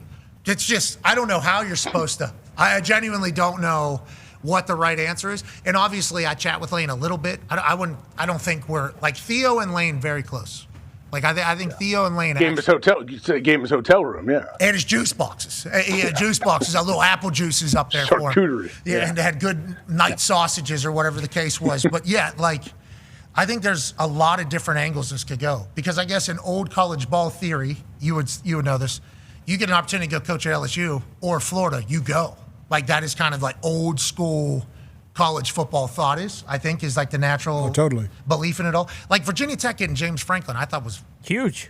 Gigantic. I'm like, holy hell. Really big. Yeah, it's huge. Really big. And nobody expected Virginia Tech to, like, James Franklin's available. Oh, he must be going to Florida then, maybe. Maybe James Franklin goes to Florida job or whatever. And then it's like, well, Florida's going to wait for Lane. And then it's like, actually, James Franklin and Virginia Tech. And I'm like, Virginia Tech? And then all of a sudden we're like, well, BA's in there negotiating for this entire fucking thing. Can't tell us anything because he signed an NDA. He told us that 10 times. To get himself out of having to tell us anything, I think. It was a good play by you, because you're in front of a microphone every single week with us. But James Franklin going to Virginia Tech is not the normal move either. Like, James Franklin, I think, in this coaching cycle, highly sought after. You would assume he would go to a bigger job in theory, but it's like Virginia Tech is backing him. Virginia Tech financially behind him. Virginia Tech ready for it. James Franklin heard everything he wanted. It's like if Lane hears everything from Ole Miss, it's like, hey, we're with you. We're in it. The only thing you're going to have to get past is the recruiting. and the stress every single year that you're potentially going to have to rebuild this thing. And it's like, well, how do you make that decision? I guess you go to a 6 a.m. yoga and you try to figure it out. Let's get back to rivalry. Good luck, Lane. Great spot to be in. Good luck, Lane. Great spot to be in. Great spot. You're right. He's in a great spot, but inevitably he's going to make a decision that's going to piss off so many people. Oh, for sure. And Staring it down. Even the other coaches, because once that, he's the biggest domino. Once that, I'm sure he's getting calls from even other coaches like, hey, what you going to do? Like, make a decision, make a call. But so thank God he's doing the yoga and he's locked into his book and kind of staying in it, one day at a time as much as he can. He has an agent, I'm sure, that's handling all of that business. But it's a good spot to be in. It's hard.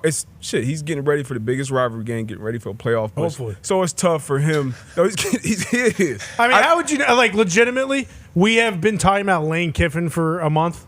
Yeah. We haven't really talked about the team. And I get we've talked about Trinidad, Winnidad, and Lacey because he wheels them out behind him. But, like, we really haven't talked about the team. When the college football playoff... It's actually a good distraction. Great distraction. When the college football playoff comes out tonight, guess what we're going to talk about when we see Ole Miss's name up there?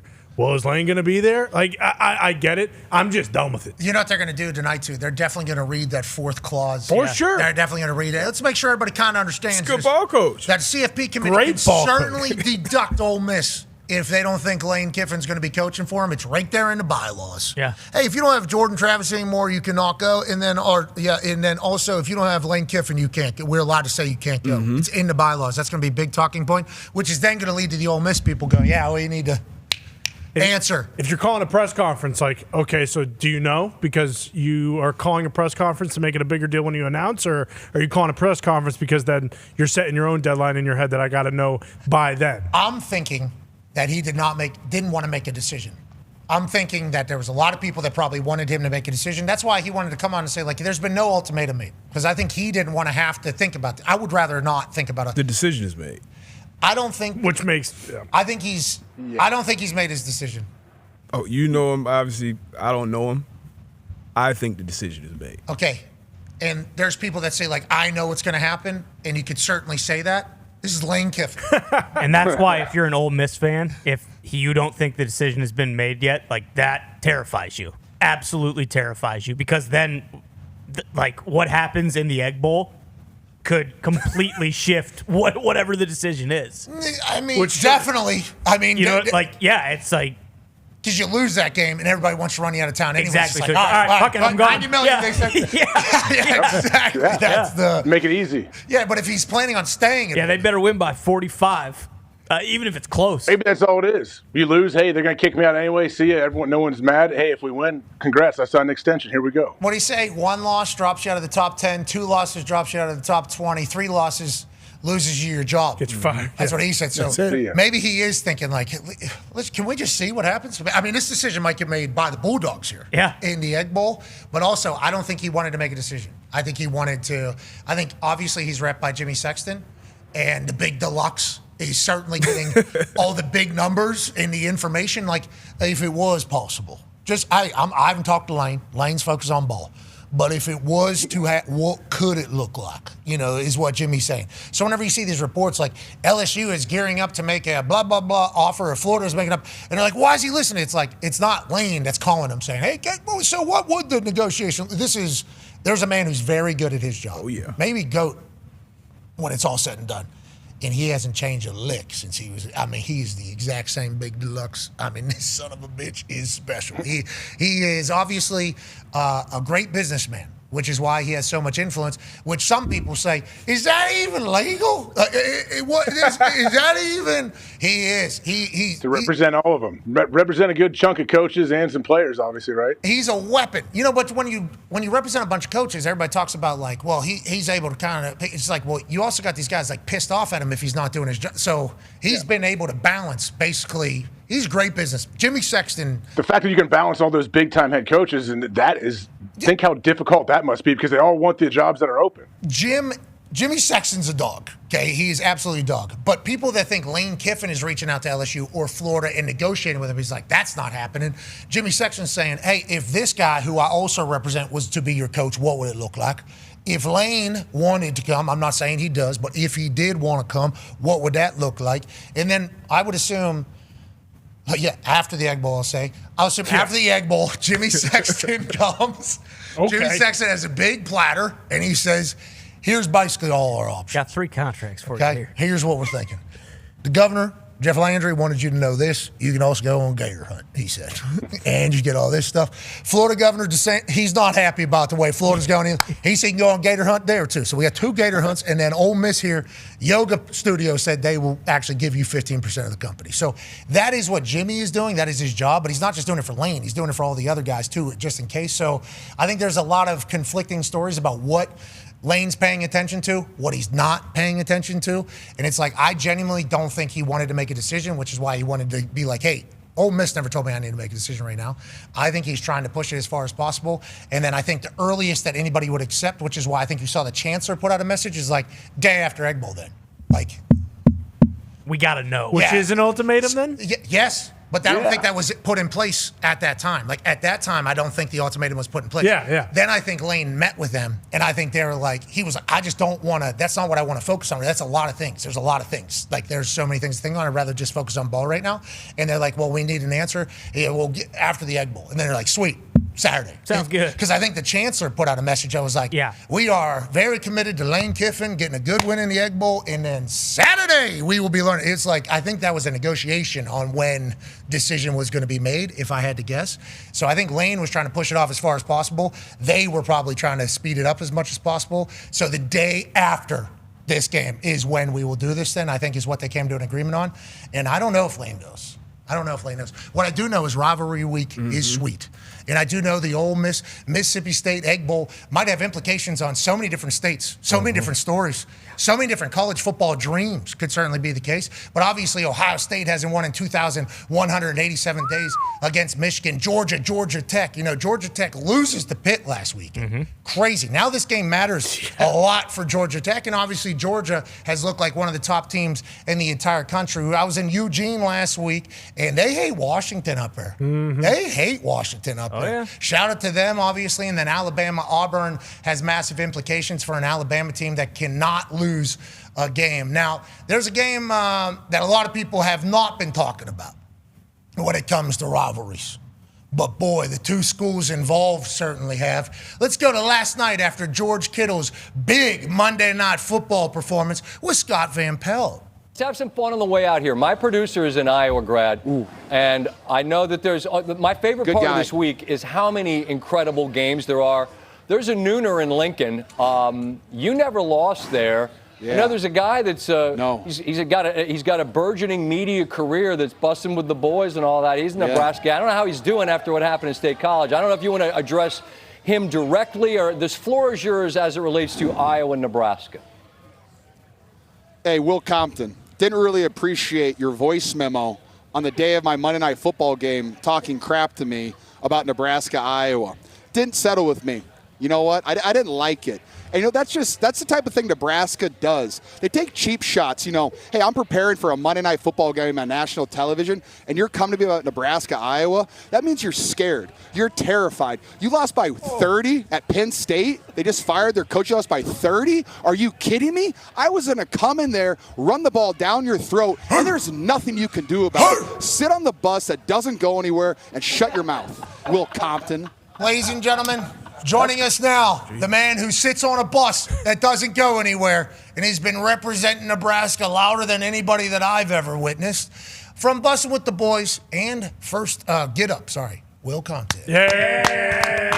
What the boys? All right, so you got buried on SportsCenter with Scott Van Pelt last night by George Kittle. I saw your response, epic, just like most things that you do on the internet. Iowa, Nebraska, not a lot of people thinking about nationally. What do we need to know? And are you actually confident in Nebraska? And if Iowa beats the living dog shit out of Nebraska, which is possible, are you worried about what old George Kittle might do to you next? Will, you know what I'm talking about. I think when people talk about this Iowa-Nebraska game, because, again, this type of game is for the sickos. These are the sickos who love college football. There's not going to be a lot of points scored. I want to say last year Nebraska punted 7 times. Iowa punted 9. It's been decided in 1 score or less in the last 5 years. And my confidence never wavers on the Big Red. George wants to sit there. Number one, like, Iowa guys, they can't use their brains. George is on national television talking about he wants to, I don't appreciate this is a cheap shot. He's going on national television, can't respond to me directly. I'm going to him to talk to him directly. Privately. He wants to not respond. He wants to go around and go on national television, take shots at me when I'm just trying to prepare for some college football on Saturday. I'm watching last night. Volume was on 8. I'm preparing for, I think it was like North Carolina State was where I was in my prep work. Volume was on 8 on the TV, and then all of a sudden I hear Scott Van Pelt saying, I know you want to talk to your Nebraska friend directly here in a few minutes. And I kind of look over, like, is Georgia about to talk shit on national television? He don't respond to my text when I'm trying to go to him man-to-man. He wants to take the coward's way out and go and broadcast it to everybody else, but doesn't want to talk to me back and forth. Wow. That is the Iowa brain at work. And he talks about, we lost by 30 to Penn State last week. Little does everybody know that game was meaningless last week. You think we ran one scripted play in practice against Penn State? No. It's all eyes on Iowa Hawkeyes because, yes, we are 1-9 in our last 10. That is Big Brother right now, but this is Big Brother who's bleeding. They can't even defend their state. They can't even defend their state of Iowa. They lose to Iowa State. What makes you think they can defend the border? I know Ty Schmidt's sitting there shaking in his boots right now because old Matt Rule, Emmett Johnson, and Willie C. is going to run wild on the Iowa Hawkeyes this weekend. Okay. Yeah. That's all I got. That's the promo. Yeah, that was pretty good. I think you should feel good about the delivery. I think you should feel good. Volume at 8, good idea. Even setting the table a little bit, looking over at it. And then obviously the response was epic. Great promo. I'd say George Kittle dropping right into a wrestling promo immediately upon the question being asked was also a special moment in there. I appreciate that Nebraska feels this way about Iowa. Does Iowa think about Nebraska? I don't. Personally. What? No, because what is the border all about, no, Will? It turns out it doesn't matter. Will was in Nebraska wasn't in the Big Ten when you played there, right? You were in the Big 12. We were Big 12 for 2 years and Big 10 for 2 years. Yeah. Willie C. went 2-0 against exactly, Iowa. And that's what I was going to say. So I understand that Will, because he did. He went 2-0 against the Hawks. But, Willie C. did, yeah. Yeah, Willie C. did. Nebraska's 4-10 against Iowa in the last 14. And guess what? Will Compton ain't coming through that door to play on Saturday. He's not. So that's one thing. But, like you said, am I looking forward to watching this game? No. Like, it's going to be 3.5 hours of wanting to rip your goddamn eyeballs out, and whoever has the ball last, and we're probably going to see a 58-yard field goal from one way or the other to decide this game. But no, I'm not losing any sleep over Nebraska because why would I? We got Mark Gronowski playing quarterback. Okay, agreed. Dylan Raiola's legs in 55 different pieces. Who's your returner? Caden Weechin. You don't even. But that's the thing. Nebraska's not going to punt to Caden Weech, and they know what he can do. And you know what? What do you think they're going to just blast it out of bounds? Yeah, I do, because Michigan State should have done that last week, and they didn't. Nebraska has the punter that can go both ways, right? He's a righty and a lefty, if I recall. I have no idea because you know what? I'm not paying any attention to Nebraska, and I understand we've had Matt Rule on the show all year. Yeah. We have. Exactly. He is a good guy. But no, Will, you're from Missouri. That's the show me state. Nebraska's going to have to show me something before I'm losing any sleep over that game. Ooh, Willie C., eat that and don't respond. We've talked too much about this game already. Let's move along. You said you were doing your college ball scouting for the weekend. Ohio State, Michigan. Obviously, Taylor, the other bussin' boy, is a huge Michigan alum, Michigan stud. 2,187 days it's been since Ohio State has beat Michigan. And obviously, everybody from Ohio thinks about it. Everybody from Michigan celebrates it. What are your thoughts on this weekend's matchup? And is this the one where the Buckeyes can finally say, we finally beat this team that has been our only kind of spur in our ass over the last decade of dominance for our team? Yeah. I would have given Michigan no shot before last weekend. They played their best game of ball last weekend. Bryce Underwood had a stat line. The running game's still moving, even with their third-string running back. They can play salty on defense. Dude, Ohio State, you see it from afar. You're an internet guy watching the victory laps, the patting on the head, everything that happens. And when they were 20-something point underdogs last year, people talk like, did ego get in the way of Ohio State and they wanted to beat them in a certain way, and that kind of got in their way, and they end up dropping that game to where they're planting flags on the field. I mean, you got kids reenacting plays of planting the Michigan flag on Ohio State's field.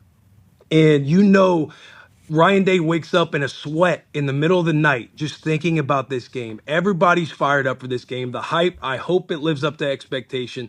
I think Michigan has a good shot to keep it close, even squeak out a win, get an upset. I know that would torture Ohio State fans, but you called me earlier and you gave me a little whisper. If you cannot put this on the show. What? No, don't do it. We're live. We're live. You got it. Say it quietly. I'll say it quietly because we can't let people hear this. I do think Ohio State handles business. I think this is where they get the monkey off their back. Okay. I hate saying that because I love my boy. I am riding with Michigan with the points here. Yeah, but there's a massive opportunity. There's a massive opportunity for Ohio State to beat the living hell out of Michigan. Yeah. I just want to see chaos. I'm a pro chaos guy. Just give me chaos 10 times out of 10. Somebody's a slight underdog. They can kind of disrupt the entire system by getting a win. I want to see it happen because I want to see the internet just up in flames at all times. That's what I love about the sport of the internet. Yeah, the sport of the internet is obviously one that's very intense and active all the time. The sport of college. Hey, Pat, let me ask you. Are we still? I know we're dumping. We're dumping. AJ can't even hear us right now. Go ahead. Yeah, I can't. I know where AJ's going. Pat, what do you think about this game? What do you think about Ohio State, Michigan? I want to let you know I can't wait to get up to Ann Arbor. I can't wait to get up to Ann Arbor. Can't wait. Very thankful for all those Ann Arbor students that will hang out with us 9 a.m. on Saturday. I will say the location of our set is always very far away from the stadium, so it's always an interesting thing because we have to hop on golf carts, drive like what is seemingly 10 miles to get to the stadium, and then go inside. So it's always a bit chaotic up there, but boy, it's an honor to be amongst all the Ann Arborans and all the great people in Michigan. There's billionaires walking around everywhere. Billionaires' kids just going to school. It's a lot of fun. I think it's going to be a great matchup, Willie C. That's what I think. I think it's going to be a really good game. That's what I think. We got to wait to see what happens when you got that shirt off. By the way, hey, your body, you look good out there with that shirt off. I know you've been putting in the work. I know you've been in the sauna and working out. You look good. You look good. Thank you. We can say that louder, though. You don't have to do inside voice for that one. We're allowed to let other people hear that. A lot of good science, Willie C., as you know as well. But the science doesn't work if you don't. You know, that's what I've been told. So I've been trying to become a better human. I've been trying to become a better human in it all. I wish I could grow a mustache like what you have on your face right now. But I think this game is going to live up to the hype. And I can't wait to get up there to Michigan. And everything I said there is true. We do take golf carts like 45 minutes to get to the stadium. They'll have like Jen Latta will have a 20-minute piece. Then they'll have somebody, Pete Thamel will maybe break down the entire season for like 15 minutes. And then we get in there into the stadium. It's so, there's just humans everywhere though. I mean, that's 100,000+. What's the big house? What is it, 100 and what? 109 maybe? Like 110 or something, yeah. So many fucking people. That is so many human beings at one place, let alone outside of it and around it. It does feel, it's a special place to be. Lucky to be there. Hope the game lives up to the hype. All right, let's talk about some other shit happening around the sports world. Go ahead, Con Man. Yeah, well, a lot of hair ago for you. You said Joe Burrow was the best quarterback in the NFL when healthy. Finally, he's back on Thanksgiving night versus the Ravens, and his record versus the Ravens is pretty filthy. I think he's got like 21 touchdowns, 5 picks. He's averaging like 300 yards a game versus them. What do you think about the Bengals? Do you think they're going to make a run at it here, maybe come back a little bit? They're banged up, very much so. T. Higgins out. Jamar Chase back from the spit. Do you think that Cincy can make a run here? Jamar Chase back from the spit. Joe Burrow back from injury. Do those things make the defense play better? I don't know. I don't think so. Like, if Joe Burrow's out on the field under center, does that mean the second effort there against old big boy from the Steelers a couple weeks ago, is he actually going to throw his face in the fan instead of kind of coddle up and fold when the lights get on him? I have no clue. I like him this week against the Ravens. I like some chaos. They won't go on a run because, again, their defense is brutal. But I would love to see Joey B light it up first game back, like a month ahead of schedule with his injury, especially a turf toe. Like, anybody who's had turf toe know that's a tough injury to come back from. And he got under the scope with it too. He had to get surgery. But I like Joey B this weekend against the Ravens. Let's talk about the Bengals as a whole. When they put their team together the way they did and spent the money that they spent, did you think to yourself, oh, that's how teams that have won football games have done it in the past? Is that what do you think they'll ever be able to win? So much money on a few offensive players, like, absolutely not. Like, that's a shame, isn't it? Like, that's a shame. We all kind of saw. Yeah, it is. Yeah, it's a shame. It's a shame. It's like you kind of see, teams that try and do that. What's up? George is calling. Oh, we got. Yep, absolutely. Back to rivalry week. Here we are. Oh, hey, listen, George. We're live. We're live. We're live right now. Can you say hello? Can you wave? Hey, congrats on big night last night, George. Yeah. Hell yeah. Go Hawks. Go Hawks. Go Hawks. Go promo. They tagged me on Twitter. I'm trying to get a massage right now, get my body right to go play in Cleveland this week. And you're just taking cheap shots again? You probably Okay, cheap shot guy. This is the first time you've been face to face with me because I tried FaceTiming you yesterday and you took the coward's way out. It's early in the morning when I FaceTimed you. You had all day long to respond to your boy, but you want to go like, hey, Scott Van Pelt, like, let me go on your show and talk to Willie C. Like, everybody sees that you're rattled right now. You don't get to go on Scott Van Pelt. You get asked to go on Scott Van Pelt. I don't know if you've ever been on Scott Van Pelt, but it's an honor to work with that legend. You called Pat to get on his show, didn't you?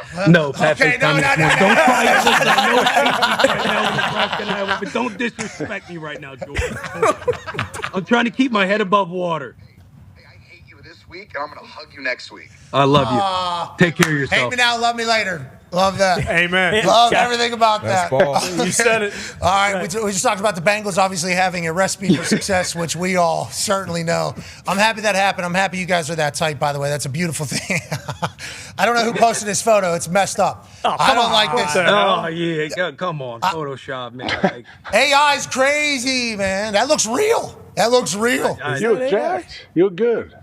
Yeah, you look. Wait, is that? Are you on the same science as me, bro? Hey. I don't know if I'm putting the same science in my body as you. I need to get on that plane. I need to hit you up on the side. Like, hey, what do we got going here? 'Cause I'm soft right now. The affinity people are good people. You need to know that the affinity people are good people. Let's talk about great people. There's been a semifinals list put out about the greatest of all time. Go ahead, D-Bud. Oh, yeah. Well, let's see. I got to put you on the spot here, too. Played a long time in the league, 9 years. Not sure where we're at with year 10, if that's, still up in the air. But I got to get you to pick 5 of these guys that's going to get into the Hall of Fame. Not sure if you can see the names up here. I know a couple for me, teammate Vinny, Robert Mathis, Larry Fitzgerald, obviously first ballot, Drew Brees, probably first ballot, Luke Kuechly. But those are probably my 5, I think, off the top. Who do you think is going to get in this year with this finalist list?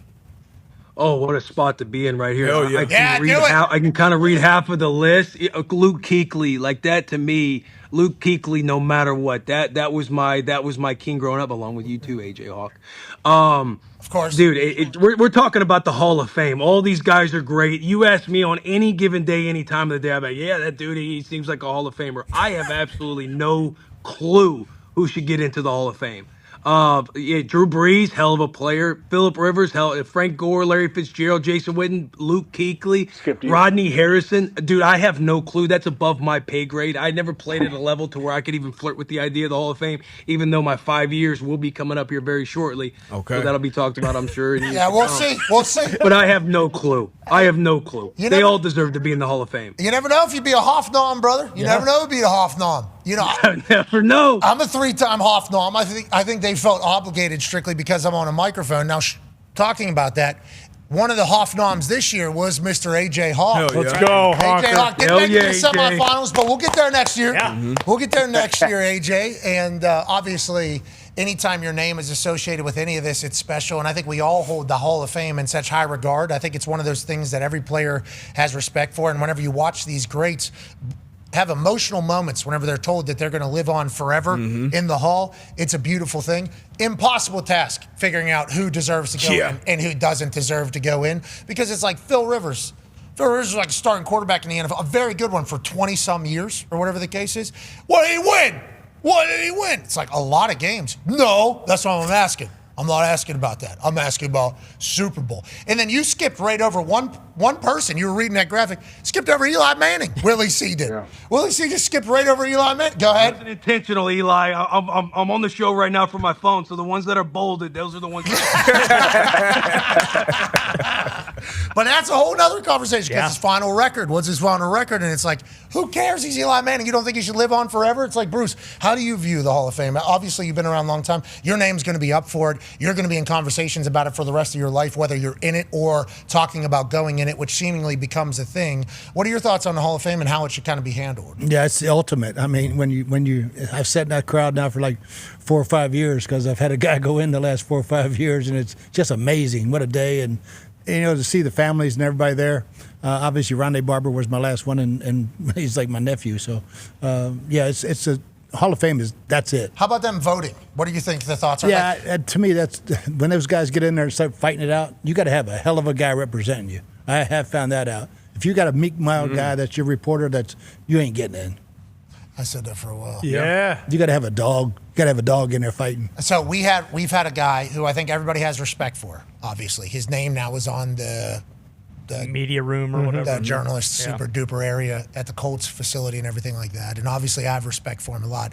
But it took Dwight Freeney a long time to get in. And it's like, how is this even a case? And then I started hearing the same thing you're hearing. Well, at the table, the person representing's got to fight for it. It's like, well, that guy doesn't really like me. He put me on that guy put me as like the third team punter for the Colts whenever he put the Colts together. And I'm like, he's the one that's in there. I mean, fuck me. I don't deserve to go in there. But like anybody else that he potentially has like just a little bit of slight against, it's like he's the one representing the entire. I don't know how that's a scary situation. Maybe we need to reevaluate how these decisions are made. For all things Willie C. Maybe we just have future Hoffnoms like Willie C. get the pen and start sending people in. Maybe that's what we need to do. I would love that. Whether it's Heisman voting, Hall of Fame voting, I would love to be part of all that stuff. Give me a pen and paper, and I'll let something rip. I love that. Any NFL stories we should talk about that you are really keen on?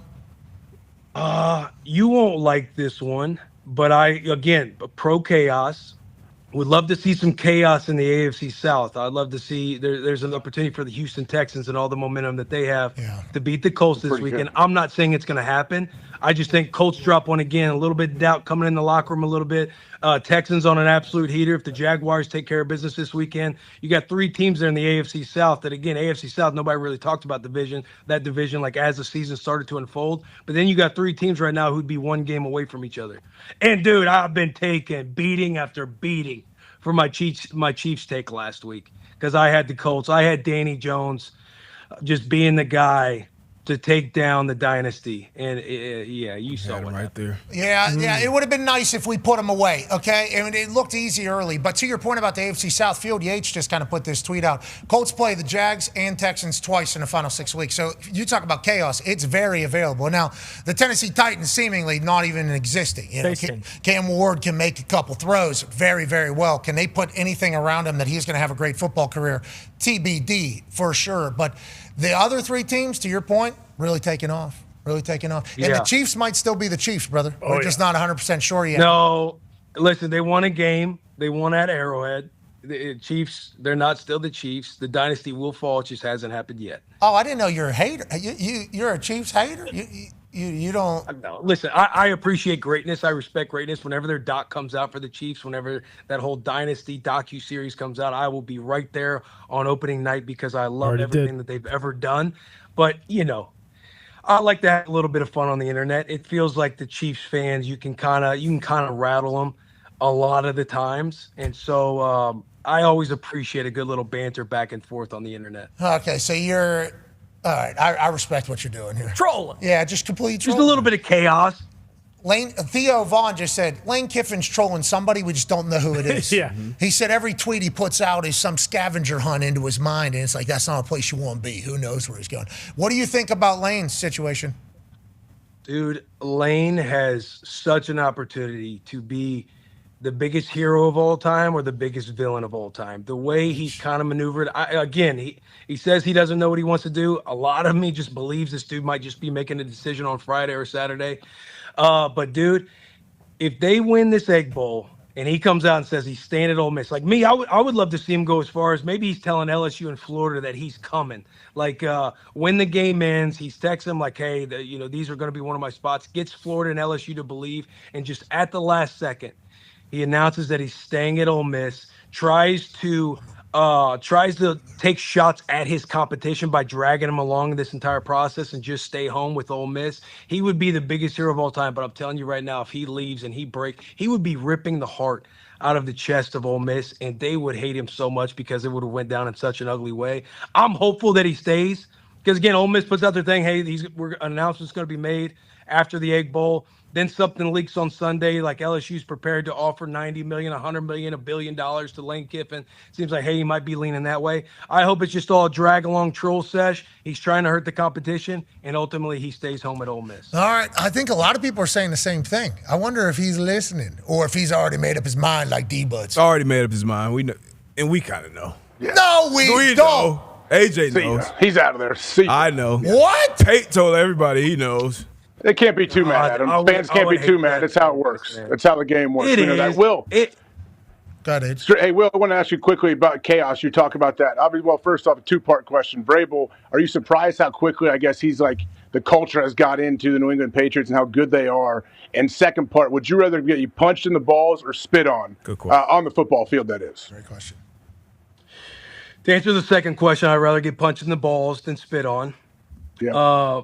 Agreed. Vrabel, I'm not surprised. Like, you just see the way this team's operated, the culture that's been like leaking into that team. Like, Stephon Diggs is fired up after games. You got Henry the tight end, Drake May. You have all these hot mic moments with Vrabel and the way that everybody's kind of talking to each other, the leadership that goes on. And Drake May is just a superstar right now. The dude, he operates well in the pocket, super poised. It never seems like he gets rattled whatsoever. Always seems like they have the perfect touch on the football. New England, man, I'm surprised that they are this far ahead in the rebuild. I know people hate to hear the term rebuild and everything like that, but dude, it looks like they're gonna win that division. I still have them winning the division. It's easier to say now. I was talking about them upsetting the Bills back in September, I believe it was, but they're in a prime spot, dude. They're gonna be competing for the 1 seed in the AFC, which is nuts to think about. Like you talk about before the season, it'd be what, Joe Burrow, Lamar Jackson, Josh Allen, Patrick Mahomes. Who's gonna get the 1 seed in the playoffs this year? Those 4 quarterbacks. And now we're sitting here, it's the Broncos and the New England Patriots. We're talking about Bo Nix and Drake May. Who's going to get the 1 seed in the playoffs? And Danny Jones.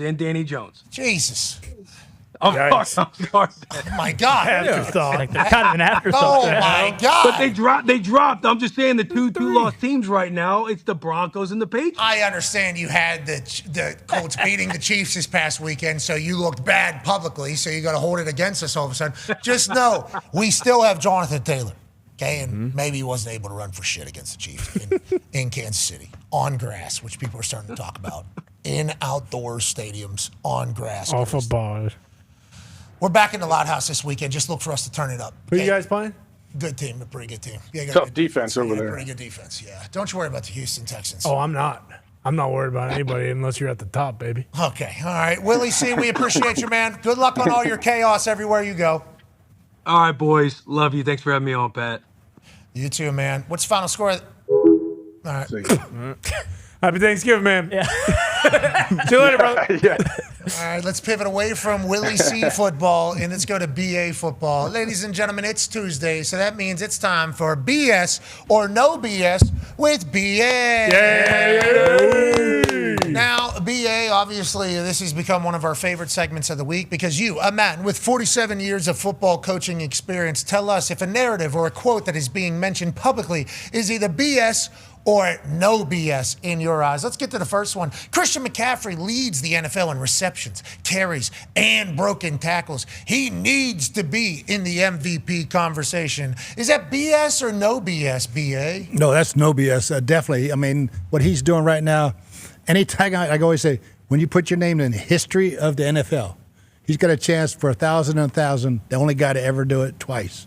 And, after watching that game last night, he's going to get the ball enough. He just hope his legs can hold up. Everybody's talking about Jonathan Taylor being the running back that would be in the MVP conversation. Bijan Robinson had a conversation a little bit earlier. Yeah. Christian McCaffrey hasn't really been a part of this convo really yet until I think today, whenever these stats started coming out.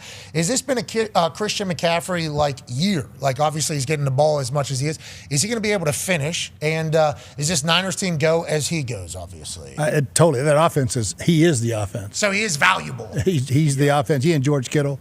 And George Kittle comes off of all the fakes to Christian McCaffrey, and so it's this guy is amazing to me. Everybody thought he was too small coming out.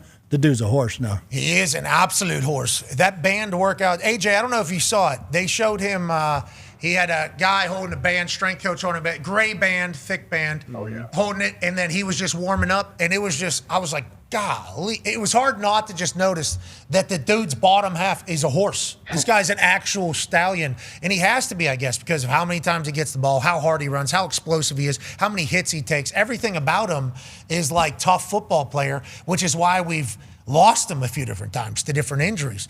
And it's like riding Christian McCaffrey is certainly electrifying. I hope he can finish, and can they be another team that is a running back-led team through the playoffs, AJ?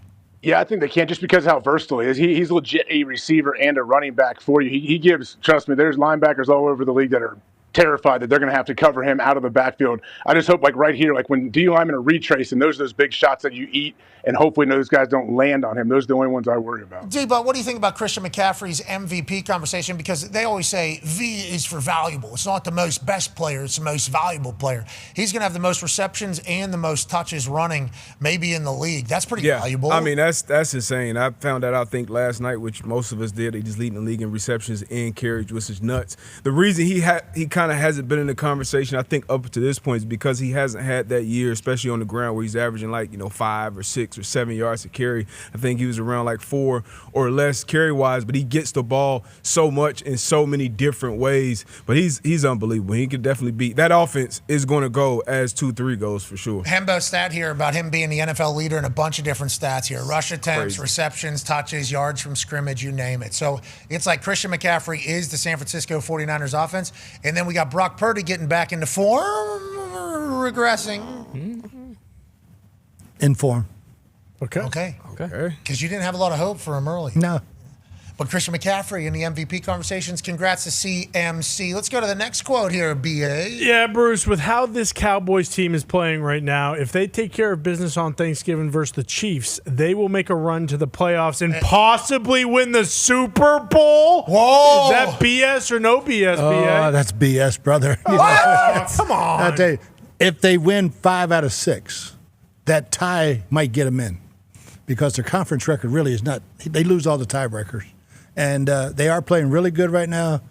I think the happiest guy in the world right now is Jerry Jones because everybody's, Jerry did the right thing. He did a hell of a job with Quinnen Williams. But Dak's playing good. The receivers, the offense is playing good. I mean, they got to win them all, in my opinion, or they're going to lose the tiebreaker. Okay, so you're saying they have a very, very hard road ahead if they were to make it. Very tough. So Very although we all like the way they're playing right now, and we might pick them in a lot of these games going forward to win, we think they dug themselves too big of a hole early. Yeah, and I think the big one will be at Detroit. I think that's going to be a huge, huge game for both teams. Yeah, and that's prime time next week, too. They got Thanksgiving this week, and then, you see right there, they got Cowboys at Detroit on Thursday Night Football. Now, we will say we're very thankful that the Dallas Cowboys are good at football because they are going to be on primetime television because Jerry Jones is the owner, and that is how it goes. I think we're going to see very good football from Dallas Cowboys. It's going to be a classic Cowboys scenario. Yes. Like, good football team just can't make it. They weren't able to catch up. All offseason, we're going to say, hey, remember, Dallas Cowboys are a really good football team, even though they didn't make the playoffs, okay? And that's like synonymous with the entertainment level of who the Dallas Cowboys are. They are a show more so than a team at this point. And right now, the show is very good football. Absolutely. I think Ty said it earlier in the week, like this was truly a win-win for Dallas and Green Bay with the moves that they made. But the thing I love about the Cowboys, since we know they're going to be on primetime, win or loss, like they're a fun team to watch, especially with Dak and spending it.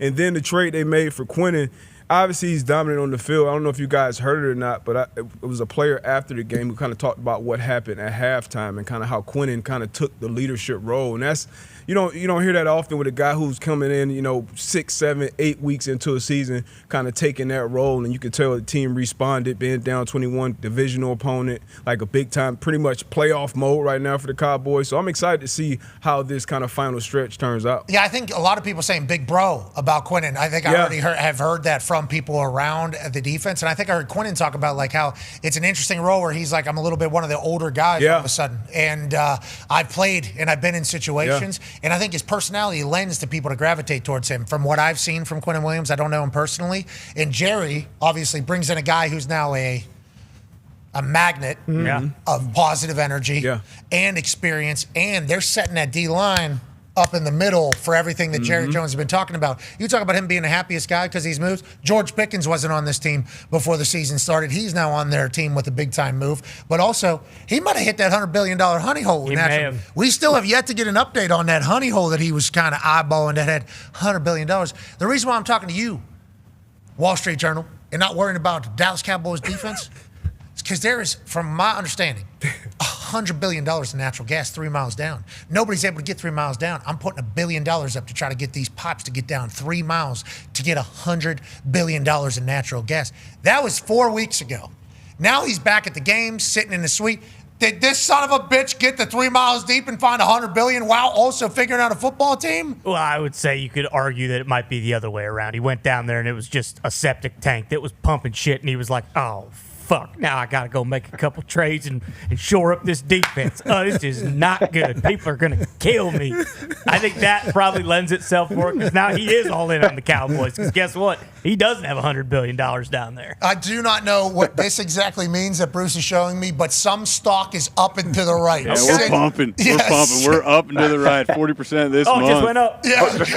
Okay, all right. So Jerry's living very good is what you're saying, and his team looks good. Who knows if they'll be able to make the playoffs with how deep of a hole they dug themselves in earlier. All right, let's go to the last BS or no BS with BA. Yeah, Coach, Drake May, Mike Vrabel, and the New England Patriots are an absolute wagon and will be the number 1 seed in the AFC. And Stafford, McVay, Devontae, Puka, and a young defense full of dogs will be the number 1 seed in the NFC. Is that BS or no BS? And that's both parts. Yeah, exactly. That is no BS. Both these teams are rolling. What? That's 2 different quotes. Okay. Wow. This is a big deal. It's historic. Yeah. Wow. Holy shit. What Vrabel's done in New England and Drake May is playing lights out. And when you talk about these young quarterbacks, you got to be able to play from the pocket. He can play from the pocket. And then Matthew Stafford, the fountain of youth, and then that defense is legit. Young defense full of dogs is how we described it. It feels like they really came together last year. Towards the end, they took the Eagles to the limit in the snow. 1 incompletion or 1 sack away from beating the Eagles, obviously, and maybe becoming Super Bowl champions yet again. Puka Nacua is untackleable whenever he gets the rock, B.A. Oh, he's a big, strong, active guy, and then they do such great things. You know, the one thing Sean always does, his receivers block. I mean, they block, and they're really good blockers, and it sets up so much of that underneath stuff that Puka and those guys they're run after catch guys. Tell me about Devontae Adams on the goal line. He has more 1-yard touchdowns in the history of the NFL than anybody else at 15. They've seemingly found a cheat code. Instead of the tush push, we'll just put Devontae out there on an island and let him have a 2-way go? Yeah, he has a 2-way go, and then probably that little eye contact if I'm going in or out. And, Mike Evans has had that for a long time. He had it with Tom Brady. And it was like Gronk had it. Just, hey, whatever technique he's playing, I'm going the other way. All right?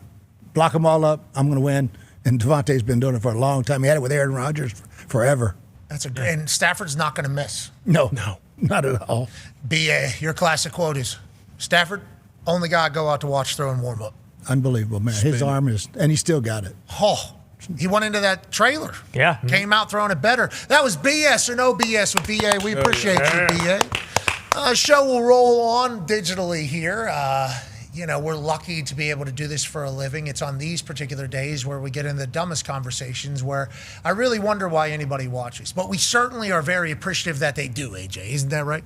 Absolutely, 100%. And there's not really a time to ever tell people like, hey, you work your ass off. You should spend money on stuff that we are selling because that's just very rude. Everybody understands how we're doing as a company, where we're at now versus where we were. But we currently have a 25% off sale happening at store.patmcafeeshow.com because we're in meaningful football season. Exactly. We're in meaningful football season, so 25% off the whole store. Do not feel obligated. We are okay as a business. But if you would like to rep and say hello and everything like that, we'd be very grateful. We have a lot of things. And that speaker is actually kind of sick. The helmet is actual Riddell Sports helmets. And we'll be signing a bunch to send in kind of randomly. All right, have a good one. We can yeah, we're over. Yep, that's it. Feel like I really nailed it. Oh, yeah. Are those full-size helmets on there? Mini helmets. Okay. So we have, I think there's a few hundred of them. We will randomly send an autographed one with some of the orders. of the helmets. I don't know how many we should do. I don't know how many we have here versus how many are at another place. We'll randomly sign 20 of them. There you go. Okay, we'll randomly sign 20 of them. No, we will definitely sign 20 of them. Then we will randomly send them to purchasers of the Riddell mini helmet or whatever. So then you could have 2 helmets. One of them will be signed instead. Oh, yeah. Or we just replace the one that they bought with a sign. No, they should get a blank one too. We don't know what they want to do. Yeah, they want to bang their head around, put it on their cat's head and run them into the wall. Yeah, it's gonna. Yeah, That'd be sweet. We should send them a blank one. Yeah, because they already bought a blank one. Boom, then you can sign it for. Yeah, so we'll send 20 of the ones randomly throughout people that purchase it. Shout out to Riddell. From what my understanding, they reached out to us. We're like, hey, we want to make some helmets. Sweet. Yeah, and there was legit helmet. Oh yeah. Actual helmets in there, which is awesome.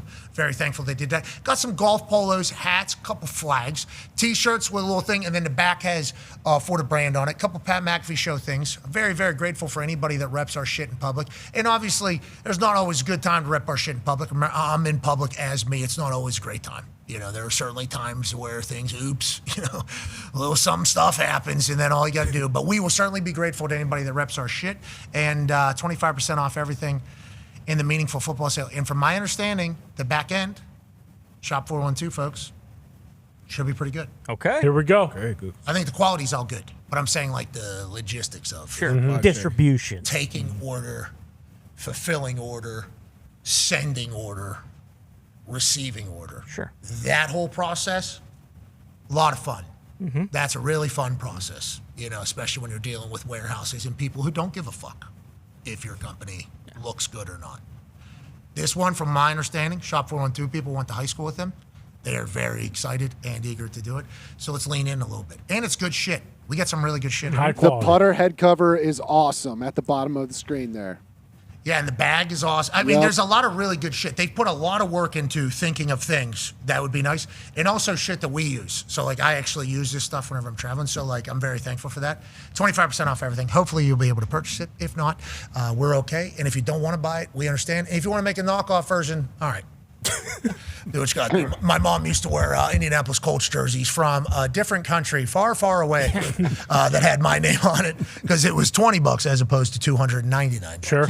You do what you got to do for your life, okay? And have a great Thanksgiving. Let's take a break. On the other side, we got so many things we got to catch up on. Oh, yeah. So many stories that we need to talk about. Are we talking soccer again? I hope not. Are we? Did we play again? We had a full conversation. About how we got to show the sport respect. Yeah. World Cup's in like 10 months, isn't it? When is it So coming? far away, but also so close. Berhalter plays on Saturday night In San Vancouver? Diego. Oh, No, it's in okay. San Diego. Never mind then. Listen, we will watch Berhalter, please. Lamar plays today. Why can't he play for the Sounders, though? Vancouver? That does suck. No thanks. He loves it there. Oh, he does. Does he? Yeah, he said it in the interview. Actually, I guess he was playing for another team in America, and he lost his love for soccer and almost stopped playing. And then he went up there and he fell in love with soccer again. Didn't go too well at Austin FC. I wasn't going to call it the place. Gumpy wanted. I mean, come on. It's McConaughey. What happened? I don't know. Sometimes it just doesn't match, doesn't fit. Sometimes you're going through something in life, maybe. It's not the right time. Then you find the perfect place, the perfect time, perfect situation. And you take advantage. And that's Berhalter or soccer. Get him down to Miami. Oh, we need him playing with Messi a little bit, actually. Yeah. The only issue is Messi on the field, Berhalter will not hit any free kicks. We do need him to get very comfortable hitting free kicks. And Messi might get a little jealous. Yeah, especially if he takes his shirt off. This guy's unbelievably handsome. He is playing with Thomas Müller, legend from Germany, at Vancouver. He's Don't love that. unbelievable. One of the legends of the game. He's not going to hurt you. Isn't he a bit long in the tooth? these Thomas Müller? Yeah, he's unbelievable. Yeah, he's like the Ragnar of the MLS. Do you know Guten Tag Müller? No, sir. He played for Bayern. Shock. Yeah, he was at Bayern forever, Munich. yeah. Okay. He won Whitecaps' with, whole season turned around when he went there. Didn't he win the World Cup with Tony No, it was Cruz Kobe Jones. and Ozil? Yeah, Yes, Mesut Özil. There it is. You guys are just FIFA? This is straight from FIFA? Oh, yeah. Glory days, baby. I remember watching that, yeah. It's awesome. You're watching? No. Watching the World Cup back. Yeah, I mean, like I said, when World Cup comes around, I am highly invested. Yeah, and Ozil's got some Mr. Bean in him. He does. Yeah. I used to love. Oh, what an absolutely wonderful strike from Mesut Özil. Was he an Arsenal guy? He went from Real to Arsenal, yeah. Boom! Who's that now? Who's the voice now of this World It Cup? better be Ian Daka. You tell me, Gumps. Is it Ian or not? Yeah, he'll be out there. Will we be able to hear him? Because I know we get forced to maybe listen to the non-exciting ones. Because I always have to hear every other country's version of our goal. I only watch soccer on Telemundo. Boom. Spanish is one of them. Same on FIFA. I change the language to Spanish. First thing I do. But I think the French even hit a big golazo type situation. I think they go crazy. I wouldn't know. Ian Doc is returning for the World Cup for 2026. What was old buddy's name that used to be for the WWE? His name's Kevin. He's an Irish lad. He went over to Apple. I think he calls soccer. Oh, Van Damme? No, not Rob Van Dam. I don't think not Rob. the Fisherman, not KVD. Oh, Kevin Van Dam. Sorry, not him either. Not Kevin RVD Egan? either. Is that his name? Yeah. That wasn't his WWE name, though. He had a different WWE name. I think he loves soccer. I think he's very, very good at it. He does all the pregame stuff for MLS on Apple, actually. I think I've heard him call the game as well. Yep. Good energy. Yep. But once again, has accent. Sure. I think we kind of need that. You do. Can we get Joe and Troy maybe? Maybe Herbie and Al? I think they might be even suited for a World Cup game. Put fucking Herbie up there. Yeah. He loves soccer. Loves it. Yeah. I heard they were close to scoring. Right? No. Close to scoring? No, they weren't. He said, "Oh, almost had it last night." It was when the U.S. team was like, we were talking about it on the show. Right now, if he is watching, which there is a good chance, he will text me and say, "Enough, enough." So then we started talking about soccer for something. I think it was Team USA was playing, and he was texting me enough. And then USA played, and then I saw him the next day somewhere, and the first thing he said to me was not hello, not good to see. I hadn't seen him in months. He was like, "They almost scored one last night, right?" And I was like, "What are you talking about?" He was like, "Soccer, we almost had a happy time." And I was like, "You're such a fucking asshole." But that is how a lot of Americans feel about soccer. It's like, hey, there's not enough success here. There's not enough reason to celebrate. But I want to let you know, Ponch's Dogs, this U.S. men's national team that's about to take the next World Cup, there's going to be a lot to celebrate. We need a cool nickname as well. Like a lot of these international teams just have cool nicknames for the team, and we don't. Can you give me a couple so I know? Yeah, like what? The Azzurri for Italy. Yeah, like stuff like that. What does that mean? What was Netherlands, Gump? Oh, no. Orange? Azzurri is blue. L'Orange. Yeah, stuff like that. We need we need Ponch's Dogs t-shirts. We should be the saboteurs. That was usually my name growing up on certain teams. Like the high school kids gave it to us. We're going to sabotage. I don't mind Saboteurs is great. But it's not our language, though. Saboteurs. Yeah, if we're doing nicknames, let's be like the Big Dongs. Like, why don't that's good, why don't too. we That have like a sick nickname instead of like a color? So Fuck allegedly, we were dropping Magnum condoms. Did you hear about this? Boom. Ponch's Magnums. Allegedly, in war, there was an entire group that was put together to deceive the enemy. Okay, like deception things, whether they were the ghost. I think there was a ghost army that was a bunch of production people who were building like fake barracks inflatable. And everything like that, inflatable barracks and everything like that to kind of send them off guards. Like we were trying to chess in 4D. Allegedly, the story goes, we flew over and dropped Magnum condoms all over the place to let them know, like, hey, this is what you're fighting against. Yes. This is standard operating procedure over here. Yeah. And given what we now potentially know about Hitler, that would make sense why we made quick work of the Germans. Oh, yeah, he was they think so... Yeah, he had a micro penis. So we're dropping Magnums, and he lemon-shaped. Don't forget lemon-shaped. He walked out there, saw it.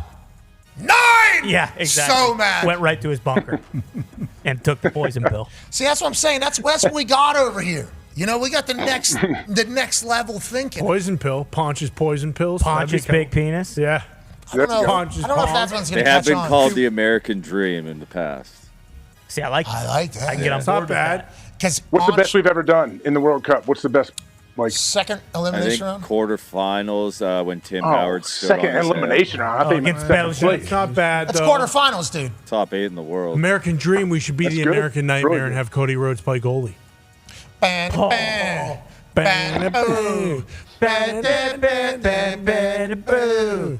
Bang, bang, bang, bang, boo. We could just do Pochettino for the lyrics. Pochettino, Pochettino, Poncha, Poncha, Pochettino, Poncha, Poncha, Poncha, Pochettino. Oh! Yeah, because you can hit the O at the end. Yeah. Oh, wait a... Yeah. Cody Rhodes playing goalie in a full suit. Yeah. And then halfway through the game, changes suits. Yeah, no, you're right. We got two goalies. Then striker. Let's put him at center back. Oh, a Cody cutter when someone's going up for a header. Bruce. I don't like the fucking angles that Bruce is taking with these This things. was the best we've done in the World Cup. We tied England. Okay. That was a big tie. He's a crow. USA He's a wins crow. England won. This guy's a Croatian. Bunker Hill. Why does it say win? Because USA wins 1-1. This is Bruce making fun We of soccer. advanced out of the group stage, I believe, with this tie against England. It was fucking monumental moment in U.S. men's soccer. That is not even close to the best moment. Can't listen to the Listen, just know soccer is going to be big in America because our American team is going to be really good. And we've gotten a chance to now meet them through the CONCAFA pod. Everyone we talk to, we like them. And as somebody that grew up in the soccer world, boy, it's easy to spot whether or not somebody's one of the soccer players that you hate or if it's a soccer player that you like. Feels like everybody that we have on our team right now are people that we would like America would like. This Luna dude, yeah, right. Yeah, I mean, tough he's guys. yes, exactly. And they all feel like, I think they all have chips on their shoulder, which is like, let's try to. Just go start, just take out the other team's best player the first couple games somehow. Nothing dirty, just like a good, clean, What do you want to physical do? play. You want to punch him in the dong? Is that what you want to do? No, run. Just you can shoulder him, right, or hip check, whatever you do when you're playing soccer. I heard you ask Will Compton that question, and we had been having similar debate over here. I don't know if you had gotten any texts from anybody about the responses. Embrace debate, spit in face, punching balls. You asked Will what he would rather receive. What do you think is considered worse? Spit in face, I think, is the natural answer, that is the most disrespectful thing. Is that how you view it as well, AJ? Yeah, absolutely. Spit in face is much. Yeah, D-Butt said it earlier. Like it's definitely multiple steps worse than getting punched in the balls. What do you think about the punch in the balls deliberately happening there last night? Yeah, I don't know. I wonder what his thinking. He was down there, he was getting blocked in the back. All of a sudden, he's got the little cast on. I see he throws a good, clean shot. I mean, sometimes you get caught up in the moment, and that's how he responded, I guess. But I can't say I've done that on the field, but you're right. You mentioned it. Like I grew up in that era as well. Like you got to protect yourself when you're around dudes, and I guess I never expected that on the football field, though. Yeah, you never protect yourself out there on the field. Didn't think anybody would be punching you in balls. Now, at the bottom of Powell, I know what you guys used to do down there, AJ. I used to tell stories about what you guys used to do at the bottom of those piles. You too, D-Butt. Nah, yeah, that's not real. Definitely, AJ. Yeah. There was a game I was watching the other day when they said the ball, there's a pile up, whatever, for a ball, and they said that ball's changed hands 5 times by now under that pile. And I was like, no, it has not. Trust me. Like, there's no way. It doesn't happen. So I think I've told this story before. We kick off to the Dallas Cowboys at home. Cowboys return, fumble happens, scrum. I'm within 5-7 yards. I'm like, fuck, I've never been a part of a pile before. Literally, in the moment, think to myself, I've never got to do this before. Dive in, okay? Dive into the end. Get hand on ball, okay? Get hand on ball, but also on the other hand.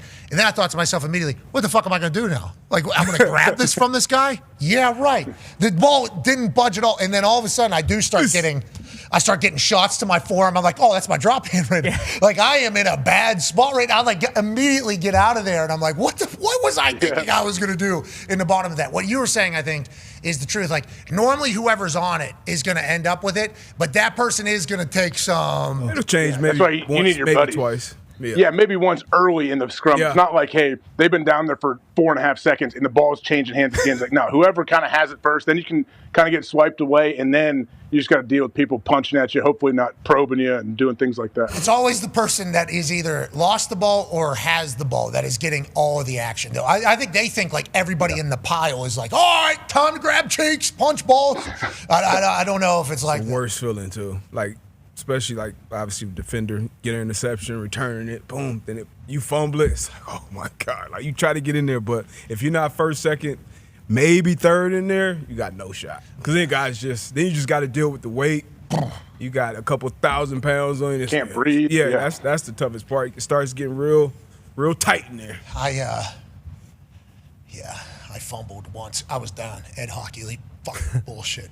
My elbow is clearly down against the Raiders. Okay, right here. I hit a circle button. It should have worked. I was told that would work in that particular setting. Professional athlete tackled me. That's crazy. But I was down. Hockey League didn't blow it dead. That ball comes out. Just full chaos on my ass. Just because that's where the ball's at. Mm-hmm. unbelievably uncomfortable. I mean, I thought I was going to break my hips and my spine at the time, and I think I got a punch to the hamstring, I think, at one point. And it's like, this is out of control. And I'm looking up motherfucking Hockey League the whole time. Like, I was down. This thing is dead. What are we talking about? It was 4th down. Obviously, it didn't matter. I gained 0 yards. But, yeah, I don't know if we can just openly have punching in the dick happening. No. I don't think we can have that. No. Now, if the guy has the ball in his Super Bowl. Yeah. Get that Do ball. what you got to A little do. different. And if a guy's about to take a photo next to you and he's just standing there like this. Back in our day, what we used to do. Yeah. That's a tough time, honestly. Just a little one of those. Especially, bro, I'm the youngest of 3, too. I'm with my older brother's friends. Like, good luck. I had no chance ever. Literally, there was an entire generation of people that felt obligated to walk around like this. Like, are you timid? No. Actually, complete opposite. Just would like not to get punched in the balls by these guys. This guy right here will punch me in the dick. So just walking in the hallways, just pass it by. I know we never did that, but I have heard that there was just random acts of ball tapping. I've only been associated in my area. I'm not going to speak for everybody. Just the sly. That's the only thing I've been part of. Now, I've been told that one of our high school friends walked in the other day and to somebody's house. They hadn't seen him in a few months. Walked in, faked the hug, ball tap, then hug. I mean, so that's quite a move. Yeah, that was me. amazing. That was me. And Joe Hadley ball tapped me. That was us. What's his business, Tony? Would be a good time to get him back. He's always been a bully. Him and Nick, that's how they were raised. They would stuff kids in lockers and slap books out of their hands and ball tap kids in the hallways. That's just who they are. Now, I will say, Hadley is a bit handsy. You know, I've watched Hadley walk into a room. There's been a group of 4 people that he said hello to. Every one of them left worse than whenever he started with them. First guy, full dap up, boom, shoulder, elbow to the chest, good to see you. Next guy, double slap of the hand, dent to the face, breaks watch and smacks in face. Next guy, big hug, picks up, back crack. Yeah. And I'm waiting at the end of the line. Hello. Good to see you there, sir, and just kind of move my way out. So that's Hadley football. He's Italian. He likes to get handsy. What do you mean by that? The Italians are very handsy. They're very handsy. I mean, they've been 6'7" and since just saying hello. Since the year 6'7". Or 7, yeah. Yeah, 6 or 7. Yeah, good point. Yeah, you're right, 100% right. I've been learning a lot about all that. Nope, let's get to a break. On the other side, we got college football conversation. We got game balls that BA's got to give out. And obviously more conversation about what's okay and what's not okay in our eyes. Okay. Because obviously the cast that punched the balls last night has his side of the story too. Yeah. Jamar Chase, he gave an apology to everybody. Did you hear that? Recently? Yeah, he put an apology out on his social media, and he apologized to the Steelers as a whole for sure, and I guess Jalen Ramsey does fall in there, but he did not say Jalen's name. Put a lot of words together, which we're very thankful for, to my team, fans, Bengals organization, Steelers organization, and the NFL community. That's a great first sentence. Yeah, it is. I could see Jamar Chase sitting at his computer going, to my to my squad, to my team, fans, fuck, the Bengals organization, and the NFL community. Oh, fuck, the Steelers organization and the NFL community. Did I miss anybody? Nope, that's fucking everybody. Nail it. Please know I'm speaking from my heart. How do we really let them know that this is real and that this message isn't coming from somebody that's not me, that is just associated with me, maybe hired to do this type of thing? Well, this one's coming from my heart. Yeah, for sure. Right here. Take full responsibility for my actions during last Sunday's game. All right? That's all we need to hear. Yep. Takes full responsibility and apologizes to everybody but Jalen Ramsey specifically. We move on. Let's stop the spit. Yeah. What if that's what he actually had first and then somebody looked at it? No. Come on. We need more.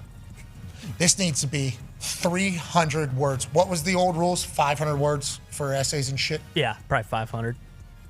What years were that in school? Does that still happen to you guys? It happened to us, yeah. We had to do, and honestly, it kind of turned into pages, and they cracked down on all the gimmicks Like Double the big spaces and all that. periods, the double spaces after the end of sentences. They crack down on those. The double space after the period is not a gimmick. That's just how the English language I'm is talking supposed to. double spacing as in if I'm physically writing the sheet, skipping a whole line. Oh, yeah. Well, that's because you're an artist, and also your words hold a little bit more value. So, obviously, one line's not enough. And 12 font is, I think, what they decided on was being good. I didn't like that at all because you could always sneak 13 or 14 in there. Oh, yeah, 12 and a half. Especially with those plum teachers because they're so hungover while reading that thing. At that time, not all of them. I don't want to fucking cast judgment upon every one of them, but you get what I'm saying. And they know what I'm saying, too. Nowadays, they catch you guys. ChatGPT would be tough not to copy, paste, and send that thing. Mm-hmm. Oh, no, they got a lot of AI detection. Yeah, they're very good at that now. Yeah, use it as an outline. You can do that. Pretty simple. ChatGPT outline, and then you write your own through there. Yeah. Are these kids learning anything? Probably not. The ones who want to are. But do they know more? Yeah, I mean, they have more at their disposal, for sure. Question. But do you know less if you don't know what's a fact? Are we more informed or more gullible? Oh. Be a friend, tell a friend something nice might change your life. That's deep. We're back on the other side with more deep sports talk. Take 5! Bears, Packers are the original football teams. Longer history than those two. It's a century. You can't argue this. Except in my lifetime, North Carolina and Duke have almost always been good. And often the Bears and Packers were not. This is an incredibly, I think, the criteria, we didn't really discuss the specific rivalry criteria. One is that there's something meaningful in some historical precedents. One is that they're good. Otherwise, no one's watching them. Well, that's not true. North Carolina hasn't been good for years. North Carolina is more. North Carolina often went than to the not. Final Four, Krzyzewski's last year. Okay. They haven't been unbelievably good as long as the Bears haven't been unbelievably good. No, and this is Packers. A history. This is 100 years. Bears, Packers. Don't take 15 years. Stop. 1,000%. 15 years, 30 years.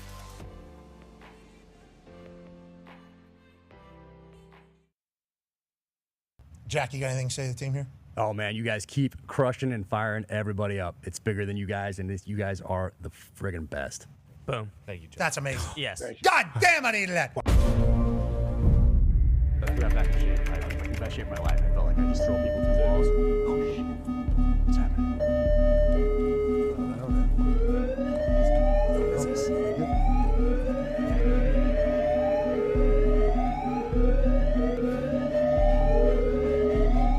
What the fuck is this? We interrupt your regular programming with breaking news. We have reports of a UAP approaching Indianapolis. They have messaged to officials they are coming to take over the world. Government agencies have been alerted that they plan to land and activate Earth's Armageddon switch. This is literally the scariest situation imaginable, a true doomsday scenario. Please stay calm, seek shelter immediately, and pray to whatever God or higher power you believe in. What is that? What? Landed here? I think Indianapolis. What? So that can't be. We gotta go find these motherfuckers. Yeah? That's what we need to do. I think it sounds like something you should do with Jack Carr. Yeah. I don't know. We need to. Let's go. Come on. Let's go. All right, yeah, let's go. Yeah.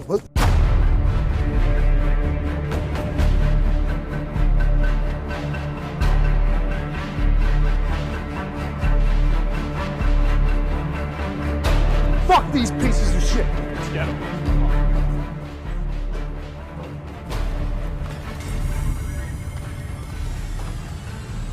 Oh, there it is, that motherfucker. It's here. It's here. It's the button. Yeah, it is. Oh. Hey, do you have a rifle? No, I got something better.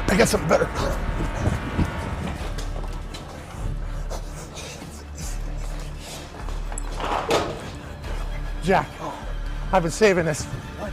Yeah. What is this thing? What? Ask for a rifle. What is this? Yeah, it kills aliens. Yeah, I bought it online, deep web. That's certainly convenient for us. All right, here we go. Hey, will you be my spotter? Oh my God, it'd be my honor. Let's go kill these motherfuckers. Let's do this. Where are they? I don't know. I think they're coming. Looks like they might be coming from right over here. Yeah, looks like I see their fucking ship. Let's get them. They're not gonna get to that button, Jack. Nope, they will not get to that button.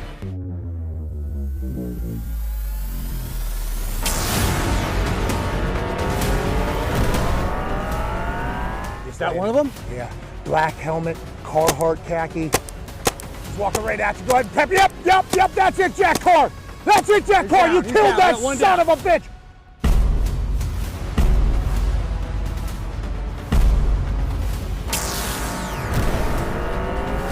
Oh, there's another one. He looks the exact same, a little taller, a little bit more awkward. A little more awkward? Yeah, he's in the same spot though. Go ahead and get him. Go ahead. Yeah, there it is. Good hit, Jack Carr. Two down. 2 dead aliens. Not on our watch.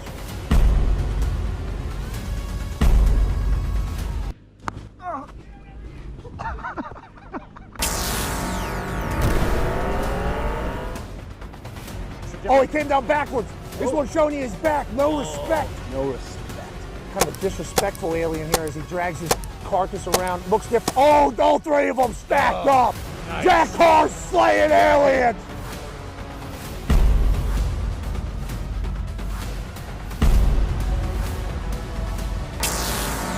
Oh, there's one more. It's a big one. Oh, he looks like an eater. He is an eater. Oh, man. This must be their Supreme Commander. Look at the size. He's looking at you, Jack. He's coming at you, Jack. He's coming at us, Jack. Get his big ass, Jack. Boom. This guy's trying to take down our planet. Go the fuck out. That's it, Jack Carr.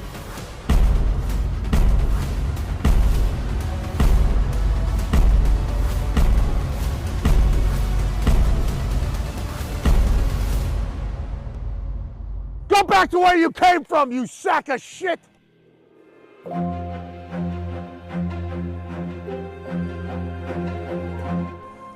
good work, dude. Amazing. That was awesome. I mean, they were gonna fucking come in here. I mean, they just popped up and they just shot him right in the fucking head. I don't know. Good thing we saw that newscast when we did. Well, that's why they do the live alert.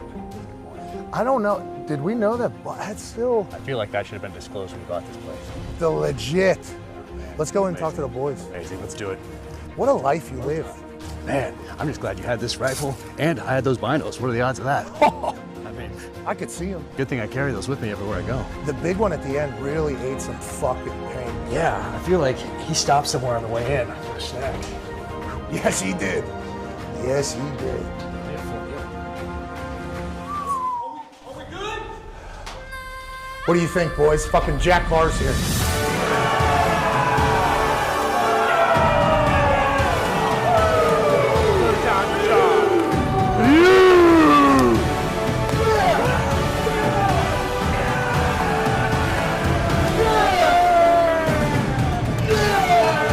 If that's not enough reason to buy his new book, I don't know what is. Fucker just saved the earth. And nobody would have known about it if it didn't just so happen to happen right here with all these cameras. Thank you, Jack Carr. Thank you, Jack Carr. Thank you, Jack. Thank you, Jack. Thanks, guys. Thank you, guys. 3-time World Saver Jack Carr has done it again. We're all mind blown that a global attack always seemingly happens when Jack Carr comes to the Thunderdome. But boy, we're thankful he's always there to save us all.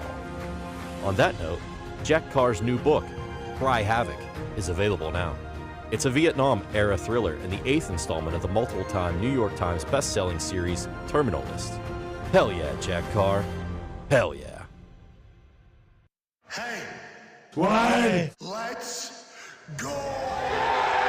This show stinks, and the fact that you listen, we are very, very thankful for. McAfee on the line with a gorgeous assist. The all-time leading tackler for the Green Bay Packers, UP. Damn it! Your friend tell a friend something nice could change their life.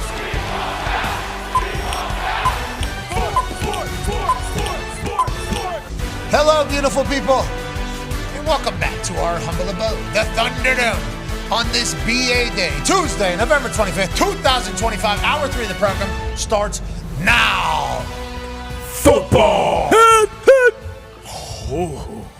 I think you would have got me. That's AJ Hawk. That's Coach BA. The Talks at Tables here at Boss O'Connor and at Ty Schmidt. 9-year NFL vet Darius J. Butler is here.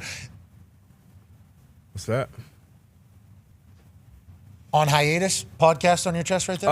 Yes, on hiatus. And we're waiting for season 2? Yep, Mr. Kim. I hear you, man. We just had a convo with Mr. Kim as well. He's It's got a lot going on. Oh, yeah? Like six, 7 different Mr. projects, Kim is, yeah. I'm sick of Mr. Kim. He needs to figure this out now. For which one? The Man-to-Man podcast? Both, but or mainly the pod? Mainly the pod. Oh, you're not respectfully, D-Rod. we legitimately just had a conversation with him 2 days Wait, ago. I 2 didn't days even- ago. There's an update? Yeah, Sunday night, because, again, we were planning on this week, Thanksgiving treat. Here we go. Pod episode, one of our favorites. Because there's been a lot that's been happening. Yeah, exactly. Yeah, It's my and consistently, favorite, too. Thanksgiving's one of our favorite ones.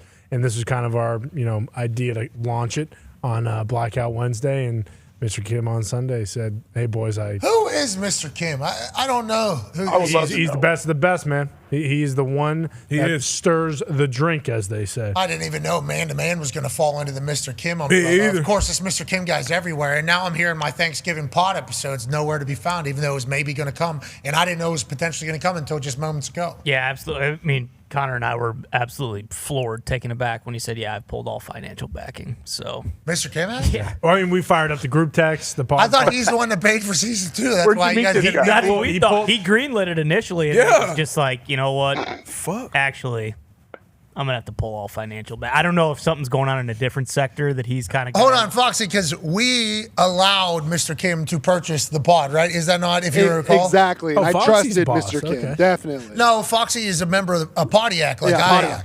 And so he has had to watch the entire thing kind of take place.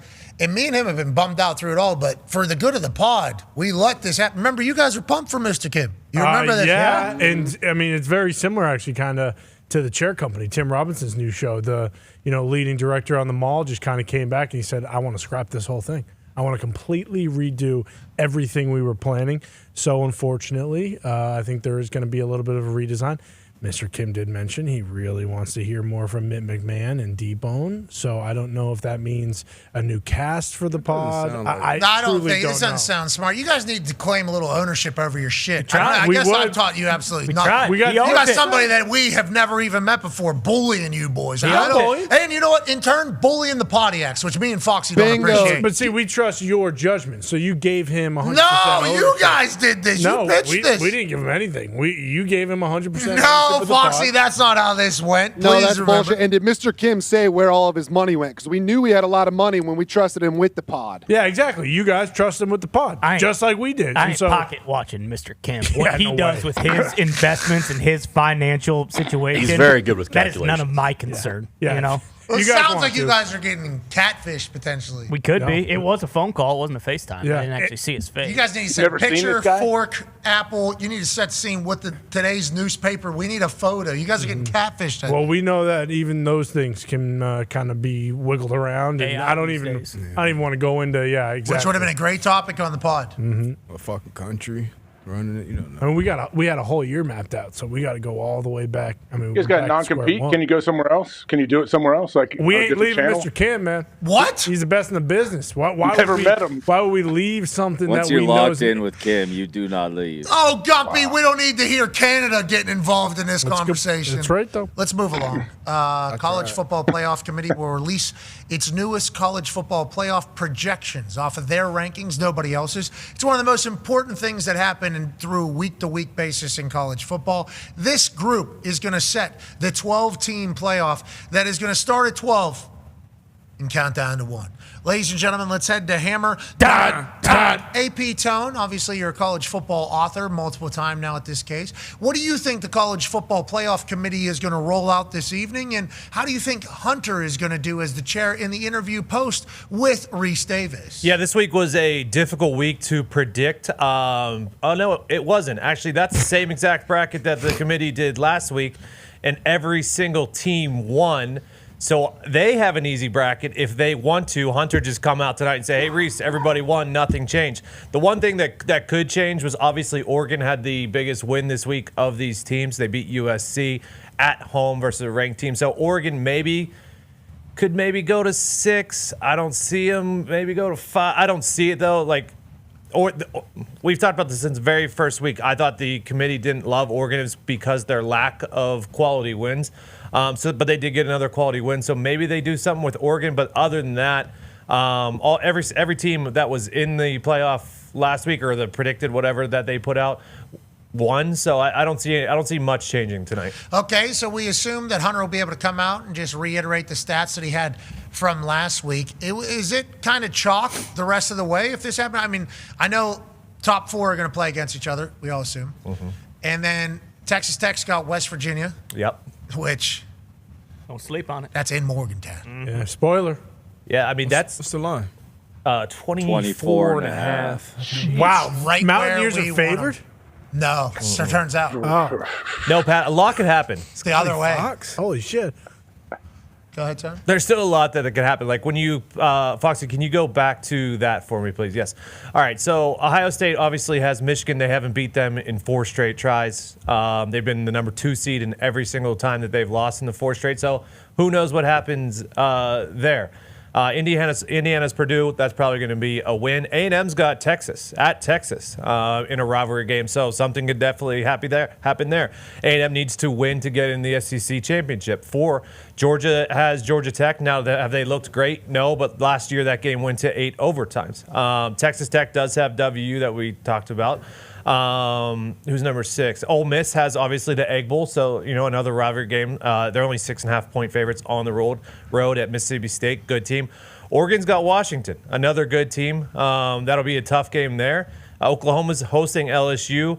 LSU is a really, really good defense. And Oklahoma's offense is very, very iffy. So if it's a defense battle, anything can happen.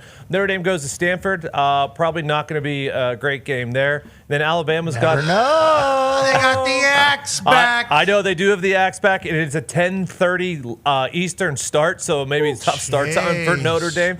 And then Alabama's got the Iron Bowl, which is going to be a tough one, and Miami's got to go to Pitt. So there is a lot that can happen this week. There's not a lot of easy wins for teams that are already in the playoff bracket as we look right now. Shout out to college ball. Shout out to Rivalry Week. Shout out to Rushmore on X giving their best sports rivalries. Al Michaels, obviously, Costas, Ari, and Ben rattle off the sports rivalries throughout the history of sports and which 4 need to be etched in stone forever. It's a great episode of storytelling and great sports history. Obviously, with Al Michaels and Bob, who have basically been on the call for all of these things. So it's a special episode. And Rivalry Week is a cool thing.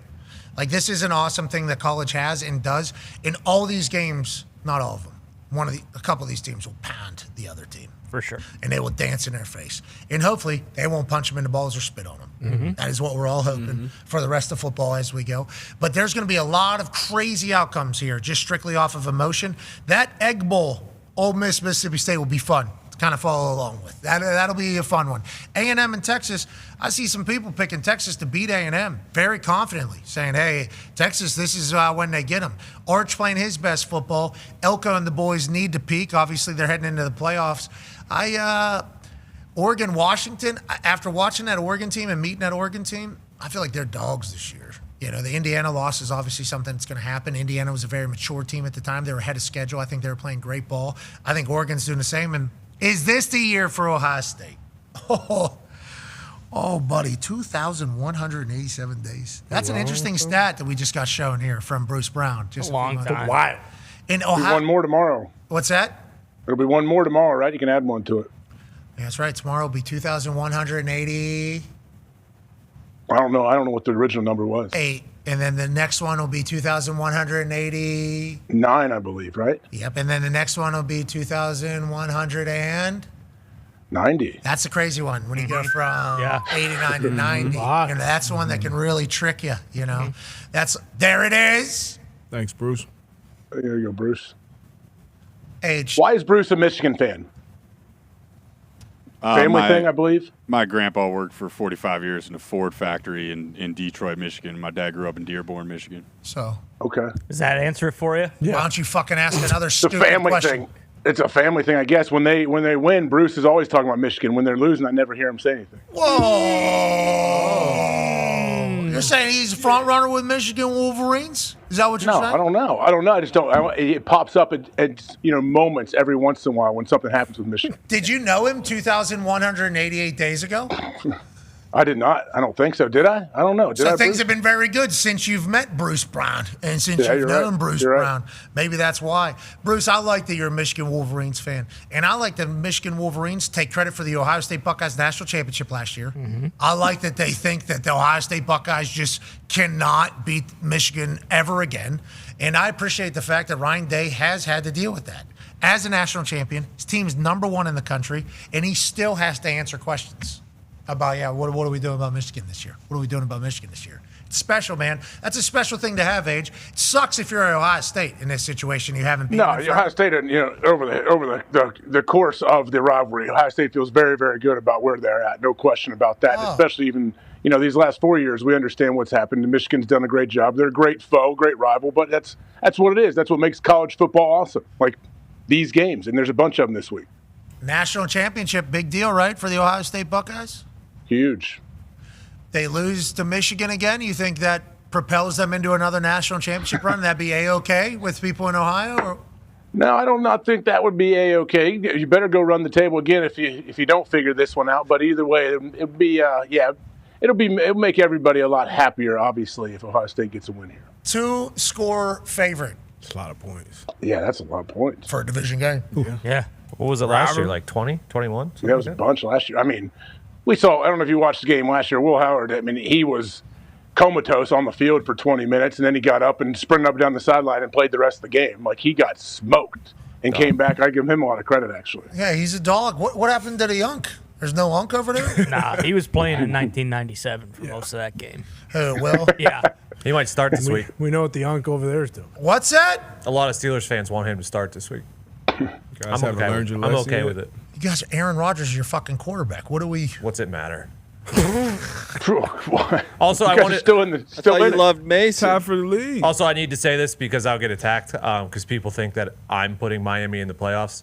If SMU and Virginia both win, they're in the ACC championship and most likely going to represent the ACC. And you are trying to predict what the committee is going to Yes. do. This is not your actual thing. We need to make that a little bit more clear, I think. This is Tone trying to predict what the committee is going to do tonight off of the results that happened this past weekend, correct? Yes. See, I got a problem with that one. When you beat Notre Dame head-to-head, you got the same record. Head-to-head wins. Okay, so that is the conversation about last week's one. Is what do they care about head-to-head wins? When did the head-to-head win happen? What about your other losses that you've had, not just that particular game? I mean, there is so many different outs, which is why they'll never get the right answer. It's crazy. I don't mean. What the fuck do you What's play? bigger than head-to-head? Why do you fucking play the game? That's why you play the game. Who's better? The guy that fucking won. Okay. Yep. Since when? The beginning of Beginning of time. Since they started keeping the score. Of anything. The better one is the one that wins. Now, granted, they can say, but in a playoff situation, in a neutral site, with this particular action, with where this team is now versus where they were when that game happened, which has been happening since the beginning of college football kind of rankings, I think, which is a part of the problem, obviously. Totally. Yeah, Virginia Tech's about to be back in all of this, though. In a heartbeat. In a heartbeat, baby. But we got to get the Nears back on the schedule. The West Virginia Mountaineers? Yes, indeed. I don't think you want that, brother. Oh, yeah, baby. That's No, gonna be good. you don't That's want. gonna be a good one. You don't want that, brother. Now, on that note, James Franklin going to turn you guys around, you think? Oh, and quick. I mean, we had more 4-stars on campus this past weekend we probably had in 10 years. And then you guys lost, right? And we lost, but 5 of them committed. Oh, because they saw the vision. They see. They see what They it's possible. They saw Sandman and everything else that happens there. Oh, how was it? Was it a great weekend? It was a good one, yeah. It was Who good. said, Theo Vaughn said, I was at Virginia Tech. That was the most coordinated fan group. I couldn't even imagine coming in there and just seeing like your gladiator type building you guys have. It's with the Corps cadets and the marching band. It's a very unique situation. And James Franklin is a dog. Oh, he's owned that state. He's on Mid-Atlantic recruiting now for the last 10 years. I see. I've never. Nope, not going to say. You got to think that conference is pretty gettable too when Virginia's the big bad wolf. Yeah. If you're a kid coming in. Virginia's not the big bad wolf. No. Right now they are. Mario Cristobal's there. Yeah, but there's a chance it's going to be Virginia and SMU in the ACC championship. Brett Lashley's a problem. He is. Dabo Sweeney, what a beast down there, that boy. Bill Belichick's Belichick's in still the in there. ACC. And the story is Manny Diaz. Duke. Where does he end up at? Who knows? The story is Virginia Tech is going to be good again. Congrats to you guys. Yes, indeed. Congrats to you guys. It's got to get you out of the Big 12, man. Get you back with us. You don't want that. See, I don't like the way you're kind of saying that you would like to schedule us because that's not good for you guys. It is good. He didn't say kind of. Seems pretty adamant. Yeah. Yeah, but he's not saying it for the good of rivalry. He's saying it sounds like because he wants a dub. Is that what you were saying? No, because it was such a great. That was like the rivalry when I played. Yeah. No, we didn't play Virginia that often. We played West Virginia. That was it. West Virginia and Florida State. So the people at WVU told me, because as soon as you said that, and I was like, yeah, I never got a chance to be a part of, except for we had Virginia Tech at home. I never got to play there. It was at the end of the scheduling. I never got to play down there. Sucks. That has to be an electric place, especially because they make you stand out there while they're doing it. So, like, while they're doing all their shit, you are standing out there just kind of waiting and feeling. I think it's a real home field advantage. Like, I think it's actually a weapon, and special. Oh, yeah, but nothing compares to the old Mountaineer Stadium. Yeah, brother. Because it was always Mountaineer Day when we played them, and they passed out chewing tobacco, and the fuckers spit all over you when you came out. No! Keep your helmet on, boys.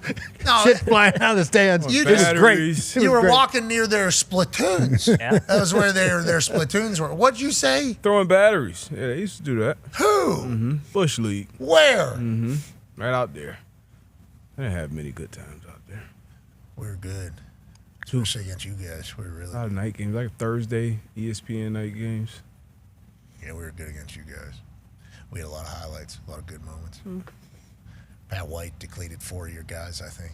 Yeah, now UConn and West Virginia kind of go opposite directions. What do you mean by that? You just talk about ACC. We all year against the ACC. We got Heisman finalists. We got a Biletnikoff finalist. Who? Heisman and Biletnikoff. Which team? Back none. You have a Heisman family member playing for UConn right now? Oh yeah. What's the guy's Mikey Heisman? Joey Heisman. He's a member of the family? Like, how far removed from the Heisman family is... No. He's playing quarterback for the UConn Huskies right now. And his last name is Heisman? Why are you bringing up Heisman? I'm gonna make his last name Heisman until he's in New York and he gets it. So he's not a relative of the Heisman family? No, What are you not saying? yet. You're saying he's up for the Heisman Award? Yes. He's going to win it. D-Bud is saying, A UConn quarterback is up for the Heisman right now? Yep. Joey Finano. What's his name? Joey Finano. Oh, I've seen this guy on the internet. 31 touchdowns, 1 interception, and It's pretty good. he probably not going to go to New York, but the wide receiver is actually up. He's one of the 3 finalists for the Biletnikoff, so D-Butts is right about the wide receiver, too. Oh, so I would like to let these two incredible football players, Skylar Bell is the wide receiver. like to let Skylar Bell know that it was cute what you did at UConn. Jimmy Moore is doing a hell of a job, too. Oh, yeah. Him more, back-to-back 9-win seasons. No. Mm-hmm.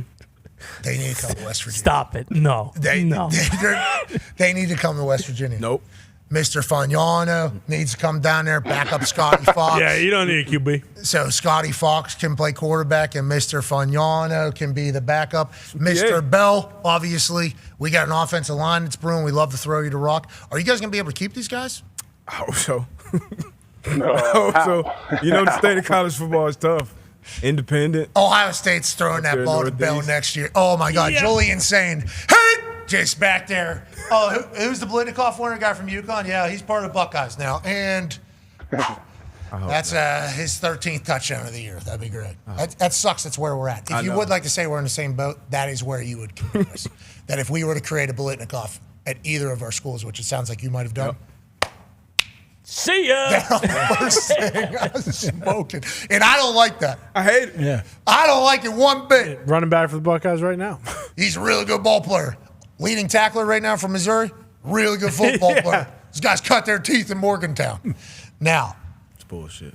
The Hard Edge boys who have come into Morgantown, they're going to feel pride building that place back up to what it's going to be.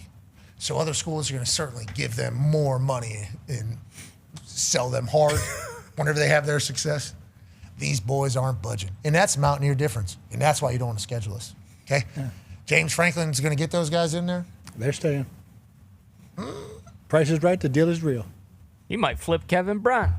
Don't! Keep your fucking everything away from him. Kevin Brown's a big-time recruit. He's a bad boy. He's a bad boy. Yes, You need to stop. This guy is a part of the Virginia Tech entire thing. It's tampering.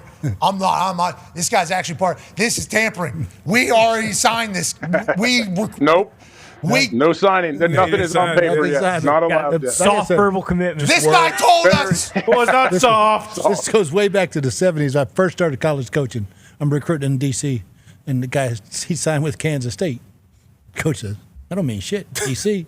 Price is right. The deal is real. No! Kevin Brown is a Mountaineer. Welcome to recruiting back in the day, man. Oh, yeah. Well, nowadays it's even worse. I mean, It's legal now. Yeah, not worse, but better, I guess, for the player, but certainly a little scary. Kevin Brown's going to flip around the Mountaineers. He's got a hard edge through. He's not going to. You see that? Kevin Brown's papa and grandpapa aren't letting him not don the West Virginia Mountaineers. That's what I'm talking about. See that? It's grandma's idea. It's a great idea. It's awesome. And I like how comfortable they were with it all, just spraying gas on the fire. Do you see that? That's pretty good. Country fucks. You've seen, they've done it before. Mm-hmm. Get that gas. There was one little kid kind of doing it, and then Dad was like, you know what to do. Give me That this fucking thing. Shut up! Give me that thing. Douse it. Just huge. The fires that they have built, just from watching that, the amount of trees that have come down, everything else, they have built, I would assume, epic fires out there from the looks of the comfort level. Oh, you can see them for miles, I bet. For Oh, yes. Oh, people gather around. I assume there's music playing, having a good time, boozing around that. Someone's playing the guitar. And he's for a sure. Mountaineer. It might have been a little bit of alcohol. Not him, Pop. Tim. Tim Brown? Pops look straight edge. Yeah, Tim. Kicks on. He's locked in. Do you see that, H? Good. Oh, yeah, I like your kick slide. It's good. Thank you. It's only getting better, too, with Kevin Brown saying he's going to be a Mountaineer. I've been watching his film. Do you see that me putting that foot in the ground? Your quads aren't quite Lane- popping like Lane his one, Johnson. though. Pretty good, though. He's got great quads. Oh, my God. You need to stop complimenting him. Let's move along. Let's get to you compliment. There it is. Just dumping the gas. You know what to do with it. Douse that thing. Douse that thing. How about him saying, we got some connection issues. We got some connection problem. We're going to get through that. Here we are. Yep, we're bringing couch burning back to Morgantown. It's like, all right, I don't think you should actually do that, but we understand what you're saying. The metaphor is good times and success like it was back in the day. We love that. College football is crazy. The College Football Playoff Committee will do their thing tonight. We will certainly judge them on how they see the top 12 teams. Now, let's get to some complimenting of some NFL guys from BA. Ladies and gentlemen, as we wrap up this glorious Tuesday, it's time to celebrate a couple players who had epic weekends for their teams. It's time for BA's Game Balls. Let's start in the NFC, Bruce Arians. Oh, maybe the second best back in ball, if not the best. Jahmyr Gibbs, man, what a day against the Giants. I mean, 19 yards, 45 receiving, 3 touchdowns. I mean, just blew it open and get another about 70-yard run right up the gut. I mean, he get more long runs up the middle than anybody I've ever seen. Okay, so let's talk about that a little bit. What is that? Because there's people that are a little bit worried about the interior of the offensive line for the Detroit Lions, but it does feel as if Jahmyr Gibbs is able to break free through the middle whenever we're watching the highlights. Is there a thought on they're better run blockers than they are pass protectors as an offensive line, or what is kind of your take on that? Yeah, I believe that's the situation right now. Their pass protection was very, very leaky against the Eagles, especially up the middle. And it is against everybody. I think one thing Detroit's problem is they have a lot of 7-step drops. They don't do a lot of quick passing game. Everything's up the field, and they couldn't protect against the Eagles. But they run block as good as anybody in the league. Jahmyr Gibbs pounding the ground so fast. I think he said 22 miles an hour he got up to on the overtime run. Yeah. Outrageous speed for Sonic. Yeah, I think I saw next gen stats like the top 5 fastest ball carriers. He's 4 of the 5. I think Jonathan Taylor was up there at top number 1, but he is so explosive. Like when he hits the guy, I've never seen a guy outrun angles like he does. Like safeties, they'll be 8-10 yards ahead of him, and he just outruns it. And he's like that looking at it. That should not be a touchdown, D, but that should not have been a touchdown. At all. It's unbelievable. The fact that he's able to score on that run is just crazy. I like the moxie, too, to walk it in. Like this right here, like if you pause and you look at the safety, it's like, okay, it's an NFL safety. Like you're gonna at least get to a point where you can push him out. He looked like a punter kicker. He's just staring at him it's crazy. Like how he outruns angles. You mentioned it, up the middle, bouncing out, and he's becoming a threat in the pass game as well, more than last year. So yeah, it's gonna be tough to get Monty Knuckles more carries with Zero doing what he's doing. That's a real thing. They got a stable in the backfield, Sonic and Knuckles, and then you get one guy who's just doing like historic shit. How do you handle it? You play the one that's got the hot hand, and the other guy accepts his role. Yeah, but you got to talk to him about that. Oh, you got to talk to him. Yeah, but you feed him. Hey, I'll put you in a goal line. You score a touchdown. Get you a stat. Yeah. Got you. Hey, we'll get you a ton. We're sorry. This guy's running all over the place. We'll get you a couple tutties and go. Yeah, which I think obviously keeps everybody happy. If you're winning, everybody's happy. So that's the NFC game ball. Went to Jahmyr Gibbs, who I think everybody's impressed with. 256 yards total or whatever the case is. 3 touchdowns, wins the game for him. Now let's go to the AFC. Who's got the game ball? The Houston Sack Station. Oh, not the Houston Space Station. Houston, we do not have a problem at getting to the quarterback in Danielle Hunter and Will Anderson Jr. They're special, and they built their team around them. That is They got liftoff, baby. They got liftoff. Oh, yeah. These two cats are coming off the edge. This Houston defense is legit. I mean, big time. D'Amico's got them really playing. Remember, they trade up to get Will Anderson. They bring in Danielle Hunter and pay him. The old Colts teams used to have Dwight Freeney in the Hall of Fame, Robert Mathis, semifinalist for the Hall of Fame. Yep. I obviously would like to see him get in there because of what he's done. The most strip sacks in the history of the NFL and an absolute beast. Came through as a special teamer, small HBCU guy. I mean, just his story is awesome. If he was getting in the Hall of Fame, I think his stats would lead to it. But also, I think the story is awesome for football. But we used to get a lead, and then these two guys would just take over the game. Feels like Houston's doing something similar. Yeah, I think that's that right now. Their offense, they're actually playing a little bit better with Mills playing, and if they get the lead, it's over. Why is this something that is unstoppable whenever you have two guys? It's because you can't chip, you can't slide, you can't protect? Well, if you're going to keep your back and your tight end in, who the hell's getting open? Butt nug, all blocked up, nowhere to go.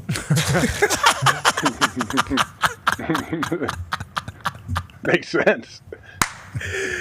All right. Man. On that note, we appreciate the hell out of you, BA. Happy Thanksgiving, BA. Happy Thanksgiving, BA. Yeah. BA, favorite side for Thanksgiving?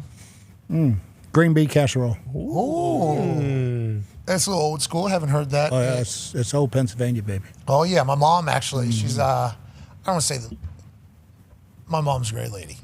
Doesn't do a lot of cooking. Green bean casserole, though, was always the play, I believe, whenever it had to show up. Are you a mashed potato guy? More stuffing. Yeah. Mashed potatoes I have all the time, but stuffing is perfect. Oh, special. I mean. Yeah, he's got the right thoughts. Turkey or ham? Turkey, ham, both? Both. Yeah, why not? Oh, yeah. Apple pie, pumpkin pie? Lemon. Ooh, lemon meringue. No meringue. Okay. No meringue. Okay. Just lemon. Have I ever had just a lemon pie? I think I've only been presented with a lemon meringue. You could buy a couple lemons, just take a bite out of them like an apple if you want after the show. That was an interesting thought. Like, do you remember when people used to? I'm not getting into it. Steve-O and Jackass and put the lemon juice in their eyes, and eyeballs? stuff like that. Yeah, they would just eat it too. Oh yeah. That was something you would do. So I thought the meringue was the tasty part. Nah, it's just a lemon, man. Gotta have a little bitter taste and jump in there. What time we starting to eating? What time is? We're always about at 2 o'clock. 2 o'clock. Go play football, come in, eat, go play basketball. Hell yeah. Happy Thanksgiving. Eat again. Before we get out of here, we got to celebrate something special. Ladies and gentlemen, a man who is really made a name for himself around this Thunderdome. Mm-hmm. A man who's slowly starting to kind of roll into the country music business. Yeah. He actually released his first awards list, just a week ago, called the DBAs. A lot of people are saying, is that the Douchebag Awards? No, it's not the Douchebag. A lot of people. That is the Debone Awards, okay? Debone is a special talent. Debone is a national champion D3 offensive lineman, and Debone self-taught himself how to be a graphic designer, and Debone has survived another trip around the sun. Wow. It is Debone's birthday. Happy birthday, Debone. Happy birthday to you. Happy birthday to you. Happy birthday, dear. Can you get on camera, please? Can you get on camera, please? Slide over. Can you see there where the camera's at? Get on the camera. Jesus Guys, get on the camera, please. What's this guy doing? Come on, man. Happy birthday. We love you, Debone. We appreciate you, buddy. Great awards, too. Great awards. I think you got them all right, and they got them all wrong. Yeah. Vocal Especially if you ask DB of the DBA. I think next year he's potentially going to put it at a location and have this award show actually take place. Okay. And we might actually get a couple of these attendees. Okay. Maybe. We've already set the seed a little bit for maybe next year. The DBAs have a couple of these award winners in attendance. Love that. And I do believe if you're looking to win an award next year and you say you'd come to the DBAs, I think you'd win an award. So just something to think about. Any of you aspiring young artists out there looking to win an award that nobody really knows about yet, it's on the come up. Yeah. Talking to you, Mr. Worthington. Cheese? Oh, yeah. Love you, Jake. Yeah, all right. Let's get out of here. Happy birthday, Bone. For Bone, maybe me and Foxy give him a birthday gift of a couple wins in U-Ball. No chance, especially after them coming to the back room when we have a basketball court out there covered with cameras, and they were standing in a spot that didn't have a camera. That was insane. That's your department, bro. Happy birthday, Bone. That's your department. That's your department. Yeah. My God. I It's didn't kind of hard to organize avoid all that. the cameras there, actually. If you try, it's hard to avoid them, really. Legit. I think. I mean, look at all that space. He's in the one spot, kind of, that you can, they're in the bathroom, basically. There's 7 cameras that cover this court right now. Yeah. Okay, you're just seeing one that we obviously cut to. There's 7 of them that Use get to it. this. Boom. There's security cameras. Yeah. There is live. There's one up on the top. There's one over here. There's one over here. There's fucking one up over there. And on this stage, obviously, there's like 20 different cameras that we can kind of turn and shape in every different direction. Back there, we got 4 cameras, I think. How many cameras do we have in the back there? PTZ. No, just the one, I guess. Just the one. We used to have 2, and now just the one back. See, that's the problem. Debone was trying to point out something. He wasn't here when that one was here. No, of course, but Debone's just saying, we need to find a camera to find me. Got a couple blind spots back here. He did say there's a couple blind spots. Happy birthday, Debone. Thanks for making us better. Happy birthday, Debone. All blocked up, nowhere to go?